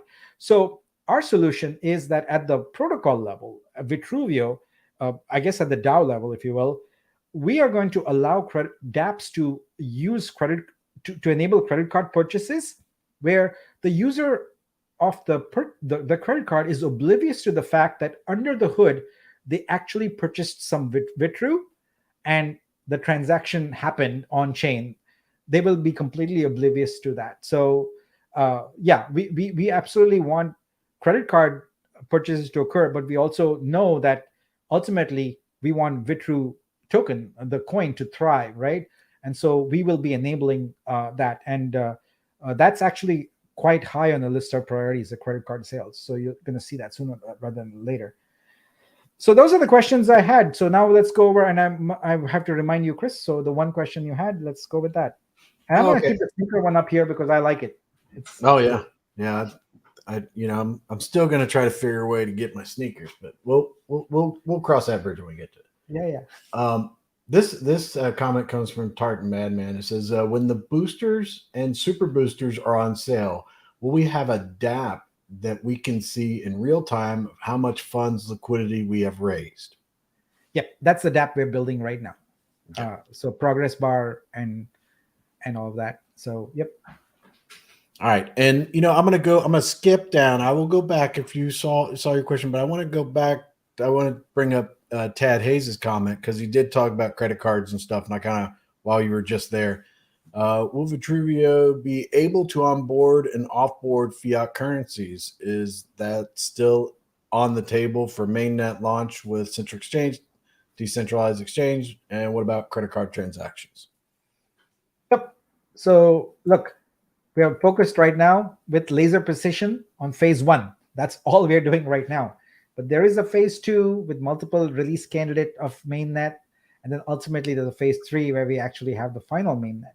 So during phase 2 is when the centralized exchanges and decentralized exchanges, the bridge, etc., comes into play. So we absolutely have to and need to onboard and offboard.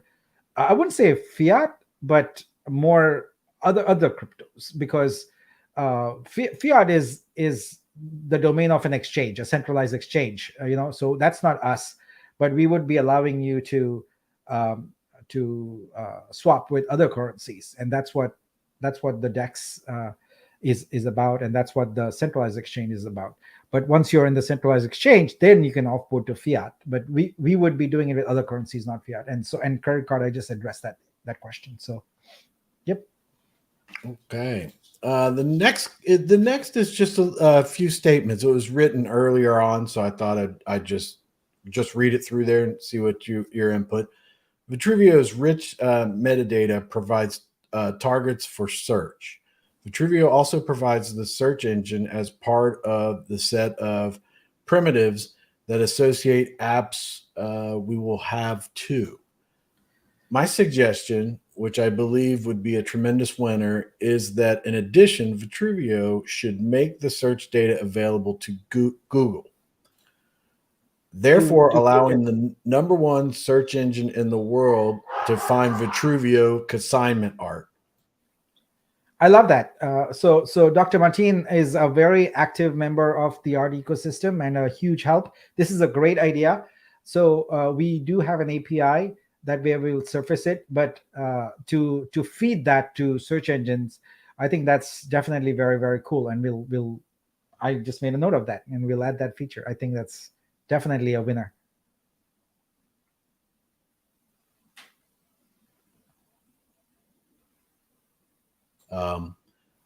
Yeah, I wanted to make sure that was in there because, like, I got a lot out of it too. But OBZ, I'm not sure what AF means, but he's out there talking something. Nope, Nick looks dope. It's as something. Thank you very much. So we'll just pass on by OBZ's comment. But Biz Entertainment here. Since validators are all KYC'd and a snapshot of all the wallets has been taken and in the spreadsheet, can the KYCs now be used as insurance for compromised wallets via scam links or lost seeds? I will defer to our esteemed Baron, the team lead of the validators, to make that decision and act upon it. All right. This is the beauty of having councils and teams and team leads. I can delegate and say, yes, please, you can do it. It is getting to be, I remember the days where it was like, you're writing down like everything and all that kind of stuff. And now it seems like it's like, okay, now you got some team, you have some people to work on a few issues. So next question is, Nick, can you provide receipts for our expenses? No. If the details of them are available to the multisig, and as I've said repeatedly 1,000 times now, we are talking about a short window of time here with a limited set of funds. You've now just seen what the treasury rules are. That's when you can enact. It seems like you're the only person who wants to see the receipts. No one else does, especially for this short window of time. We're focused on getting a lot done right now. The expenses are documented. They're available to the multi-sig holders. So we'll go on. Once the DAO is active, you can submit a proposal and say that you want receipts, and maybe the DAO will vote for it. And yep. So Shadow X, Lord have mercy. His picture is just, look, he just scares me with his profile picture. But anyway, so when DAO exactly, I think he's driving also too. So that, I mean, he commented later that he was driving and he wasn't sure if that was asked yet. So, but he's looking at. So I don't view the activation of a DAO as a binary event. I view it as a transition event. What I think we need to do is start putting in rules and processes per the charter. So we get the charter approved and then start, putting things together. We don't want to put the brakes on anything. So my honest guess is that we will transition through, from mid-October to mid-November. And by mid-November, we should have the full DAO working as we expect it to. So that's kind of a month to transition fully to having it, because we still have to select tools. How do you vote? There's so much work to be done. We can't just say like we're already operating like that. I mean, we've got the councils in place, etc. It's just the rules around the voting, etc. But I'll tell you one thing: the Senate will be there right away, because the funds that come in from booster sales, they go into that 6 of 9 multi-sig. That's non-negotiable. That will be in place. Okay. Good. So Garfield, and always a friend to everybody, what level of involvement will DiVerge be to the Vitruveo blockchain? It's a difficult question to answer, because what we're talking about here is projects that run on top of the blockchain and are part of our ecosystem. So instead of saying what level of involvement, a better way to think about it is, what audience does DiVerge bring to our blockchain? How will it help us grow? Because remember, ultimately, we want the Vitru token to be valuable. We want more transactions. So think about it that way. What DiVerge will do is integrate our artworks in their checkout process. So when people, as he mentioned, right, what was it, 77 countries or something like that? Yeah. When people are buying shoes, they can see this art option and maybe they buy it, and that causes a transaction to occur. Multiple transactions to occur, because the artist gets paid, the artwork gets applied, and all of that. So that's how we want to think about these projects. Each of them enable our ecosystem to grow. Next one is a comment from Gus Navarro. And Gus, where are you at? Did you make it to California? Or are you where? He was traveling cross country, so during our lives, he's giving us updates. But he was in Utah. Kryptoni, wasn't he in Utah last time? Yeah, I think he was. Yeah. Gus says this is great that you can customize on leather sneakers. It's usually on canvas sneakers. Mm-hmm. So thought that was interesting. I did that one, guys. Kelly Productions, another friend to all. Guys, this is a teaser to what kind of real world art projects will be on the blockchain. I'm excited. Let's see. And then Zeno, says, is it possible to have 3 people as owners under the BVI incorporation instead of only one sole shareholder, i.e. Nick, in order to share risk and control? It is certainly possible. If the reason we are expediting this is we want to stay on track. We want the booster sale to occur in October, otherwise we are in trouble. So that's why we are expediting. Just keep in mind that anyone who signs up for this is also signing up to have all the information available in public. So your passport information, blah blah blah, etc., is all going to be available there. So if someone really, really, really wants to do that, then come talk to me. The entity is really a corporate shield more than anything else. It conveys no benefits to anybody. So the BVI thing is a short-term thing, and So if someone wants to, please talk to me, and I'll connect you with Jamelia, and we can talk about it. But I don't have a problem with it. All right. Next question here is, please ask Nick, the top wallets, will the top wallets be able to do the upcoming vote? Top wallets were unable to vote earlier and also unable to verify to get Vitruveo NFT community pass and join holder channel. All right, so this is news to me. So I don't know what top wallets means. How many are we talking about? Are we talking about 2? It says plural wallets, so I don't know how many they are. But I would like to know more about this, so I can help fix it. We have a few days. We have until Tuesday, so we can certainly fix it. So my suggestion would be to please open a trouble ticket, if you will, and also refer on there. Just put some notes, say per download live conversation with Nick, so that whoever's responding to it can forward it to me. Yeah, I didn't see much going on about that. The only one that I saw was a JMass, but I didn't follow up with anything. And I thought last time I talked to him, he had said that he was working on it. But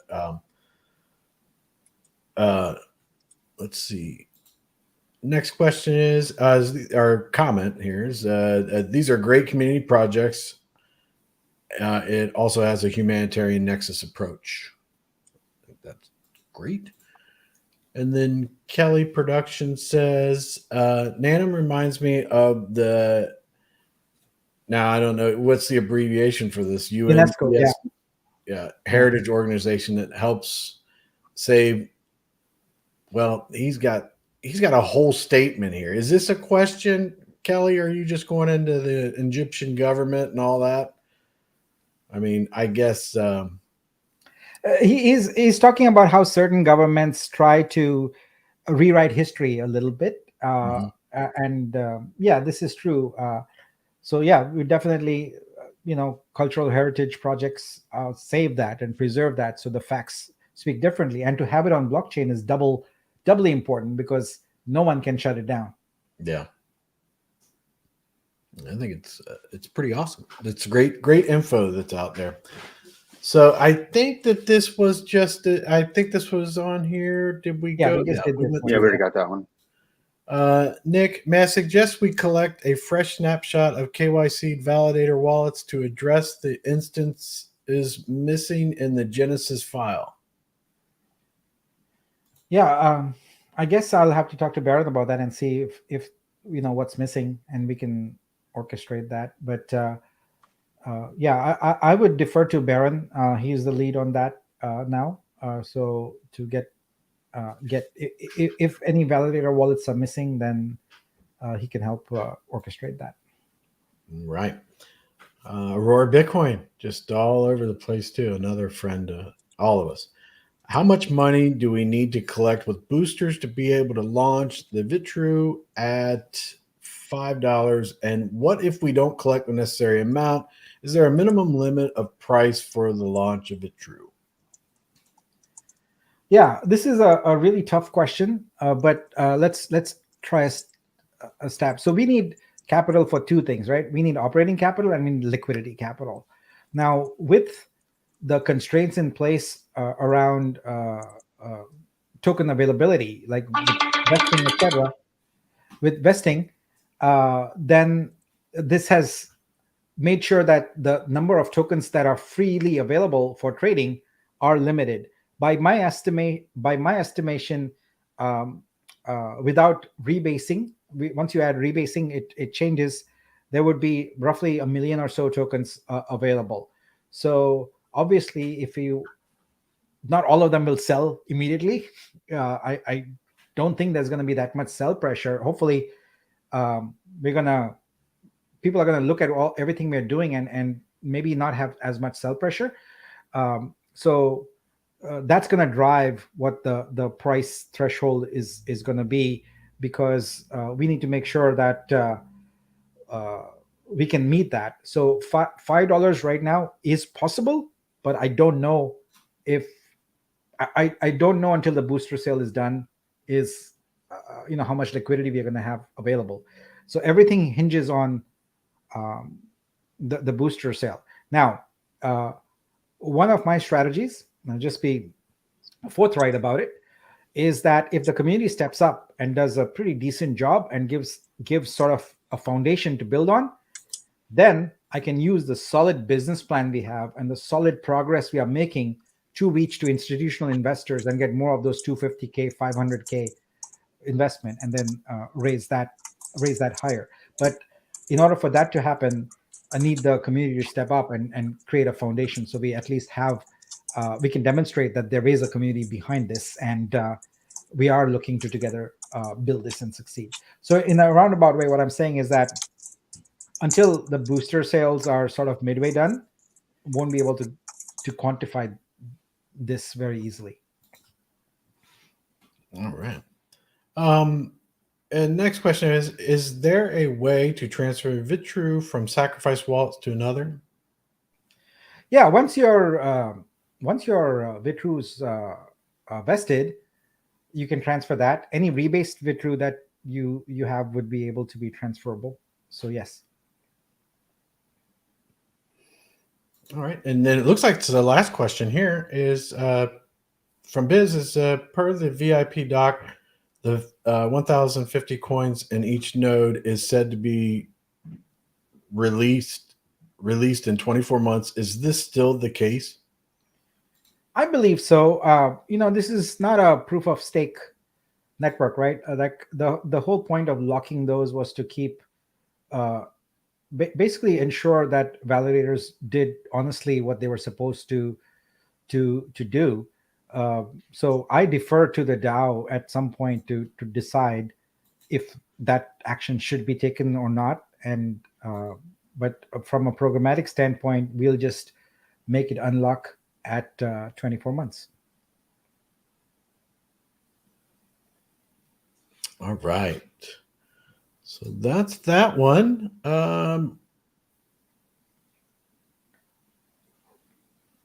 Let's see. Is Gleam competition good to go still? Old question. I believe those addresses are factored in already. I'm pretty sure of that, but I will make a note to double check that. Last I remember, they were already in there. We got AA out there. Always a pleasure. Very informative. Just piggybacking off of Aurora Bitcoin's question, and to give exact numbers, if we sell out boosters and raise 3 million, is that enough to launch 5 million? Can we launch at $5? I'm trying to determine, what's more important is to have more sustainable liquidity over time, or to launch at a certain price.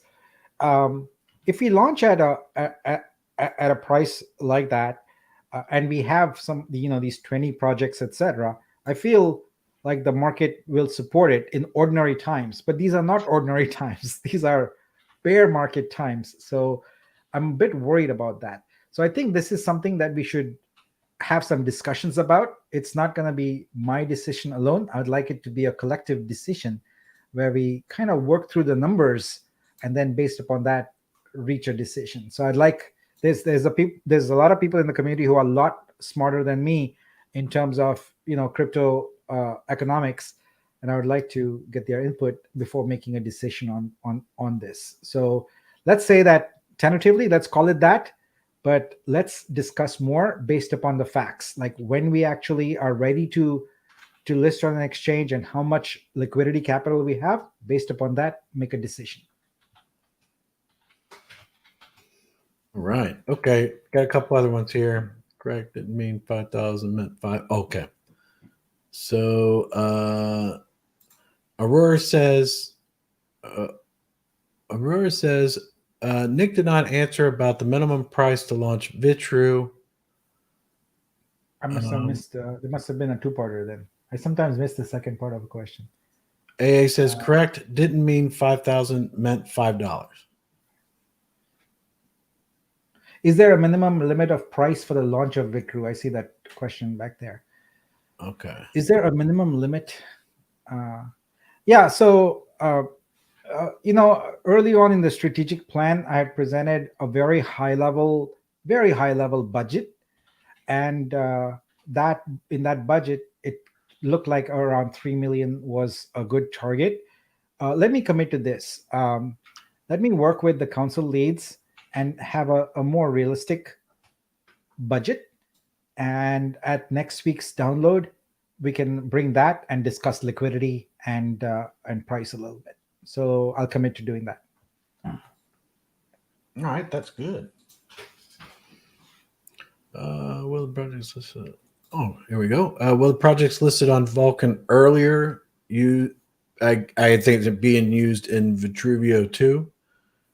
So yeah, the list of projects that were previously on Vulcan, have they reinitialized project launching on Vitruveo, or are we to that phase yet? We haven't launched like a project onboarding page or anything like that yet. So we'll be doing that. But keep in mind what I said earlier. Our focus right now is not on projects that want a grant and will build something. It's projects that are ready to go and will get us an audience right away. That's our first focus right now. We will have a grants program, and we will have the ability to issue grants to projects that are in the development phase. So there's quite a few of those. So you will hear about them. But right now, we are focused on projects that can be running on mainnet and bring us lots of users on day one. All right. Next question is there going to be strong marketing for Vitru before boosters so we can get new investors to buy and participate? Yeah, I think that you were talking about that earlier, but yeah, if you want to go back into anything else on there. He says, okay, thanks, Nick. Would be good to know launch price based on booster raises. Give different scenarios, so this amount raises means this launch price, etc. Got it. Yep, do that. Actually, one of the things I started modeling yesterday is the vesting schedule by week and the availability of tokens in the free market. Because that also is an important thing. We have to base our decisions based on how many tokens are available, and we do want to make sure that there are enough tokens available in the market, because if that supply is greatly constrained, then it becomes problematic for people to acquire tokens. So it's a balancing act, but the idea of what if scenarios is a good one, and I will do that. Awesome.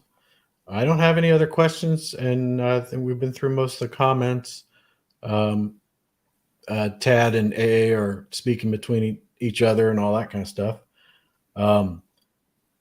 Seeing these sneakers up here, though, you got my mind going. I'm trying to figure out how I can. Chris, you're going to get sneakers. I will personally deliver them to you wherever you are. I will get them to you, okay? There we go. There we go. Now, Kryptonian, I'm going to wear my sneakers when I see you, Joe, and be like, dude, look. Yeah, he's not. Oh, you're muted. I was gonna say he's not even saying anything. He's so mad. No. I am very grateful to all the YouTubers, and you will definitely get your sneakers. My commitment, 100%. There you go. That's legit. I can deal with The that. difference between Chris and I, Nick, is I'm actually going to wear socks with my sneakers. That's the difference. Hey, it's tough wearing sandals around the beach all He's the time. barefoot and buck-eyed, so as we like to say up there he's up there in the mountains. Well, it is what it is, my friend. But you got anything Kryptonian? I know that Nick had a ton of information. He's probably got to go get. No, there was a ton. You actually you covered a lot of things. I know I'm going to be able to go back and look at the presentation, and it'll be available, obviously. I did hear you cover the music thing. I know you're that's now on the board. One of the things you want to address. There's a need there. So I'm looking forward to that aspect of it. I mean, of course, the other artists as well. But and I know that's down the road. And you did just say that you're looking for projects when it comes to like grants and those types of things. You're looking for projects that have already been developed and have, let's say, the clients or the user base, the customers waiting for it to be launched, right? So, and is that going to be that's where we're at now, right? At this point. So. For mainnet, we don't want a bunch of projects to start working on building something. We'll do that too. That requires grant money. We'll give that too. We will have that. But right now, we need people who are ready to go. Like DiVerge is a great example. They are ready to partner with us. We get this feed. Boom, we got sales going on. So even Nanum, like they've got funding. It's a good example. We can do that, right? So that's what I'm looking for. Is we'll provide help, but we can't like say here's money and here's all this. Let's build it and see if you can find product market fit. Yeah. No, I understand. No. I think the DiVerge is a good example of the type of client or partnership you're looking for from jump. I get it. That makes sense. And I think that's explained very well.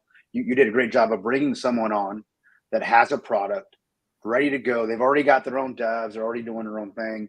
It's just a matter of, hey, where do we launch from? So, and I think they're at a point where they're actually rebuilding their customization GUI, right? And I was messing. It looks really nice.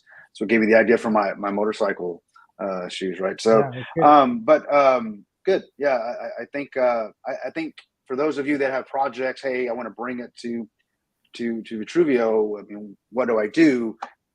You leveled expectations here. Well, what do you bring to the table? I mean, obviously, there will come a point in time where like someone's got an idea, and we have the capital and all those things, the funds and the time to help them get it off to off launch pad essentially. But all right, good to go.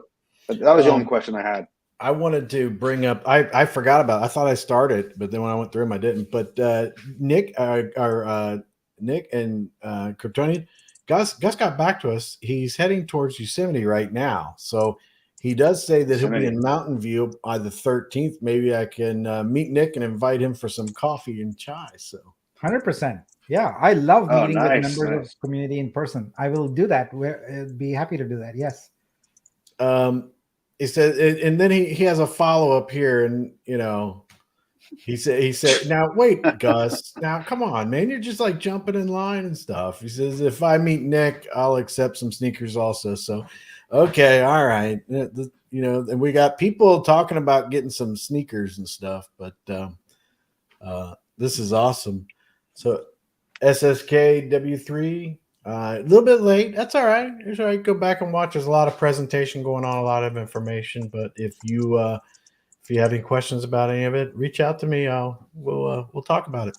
I don't have anything else unless you got something, Nick. I got to go eat some pizza. I got to thank my brothers and sisters for their sacrifices and go play video games. So all right. Well, you know how it is with these downloads. It basically, for me, it starts around Thursday afternoon. I don't sleep all night and do this, and then promptly after it's done, crash.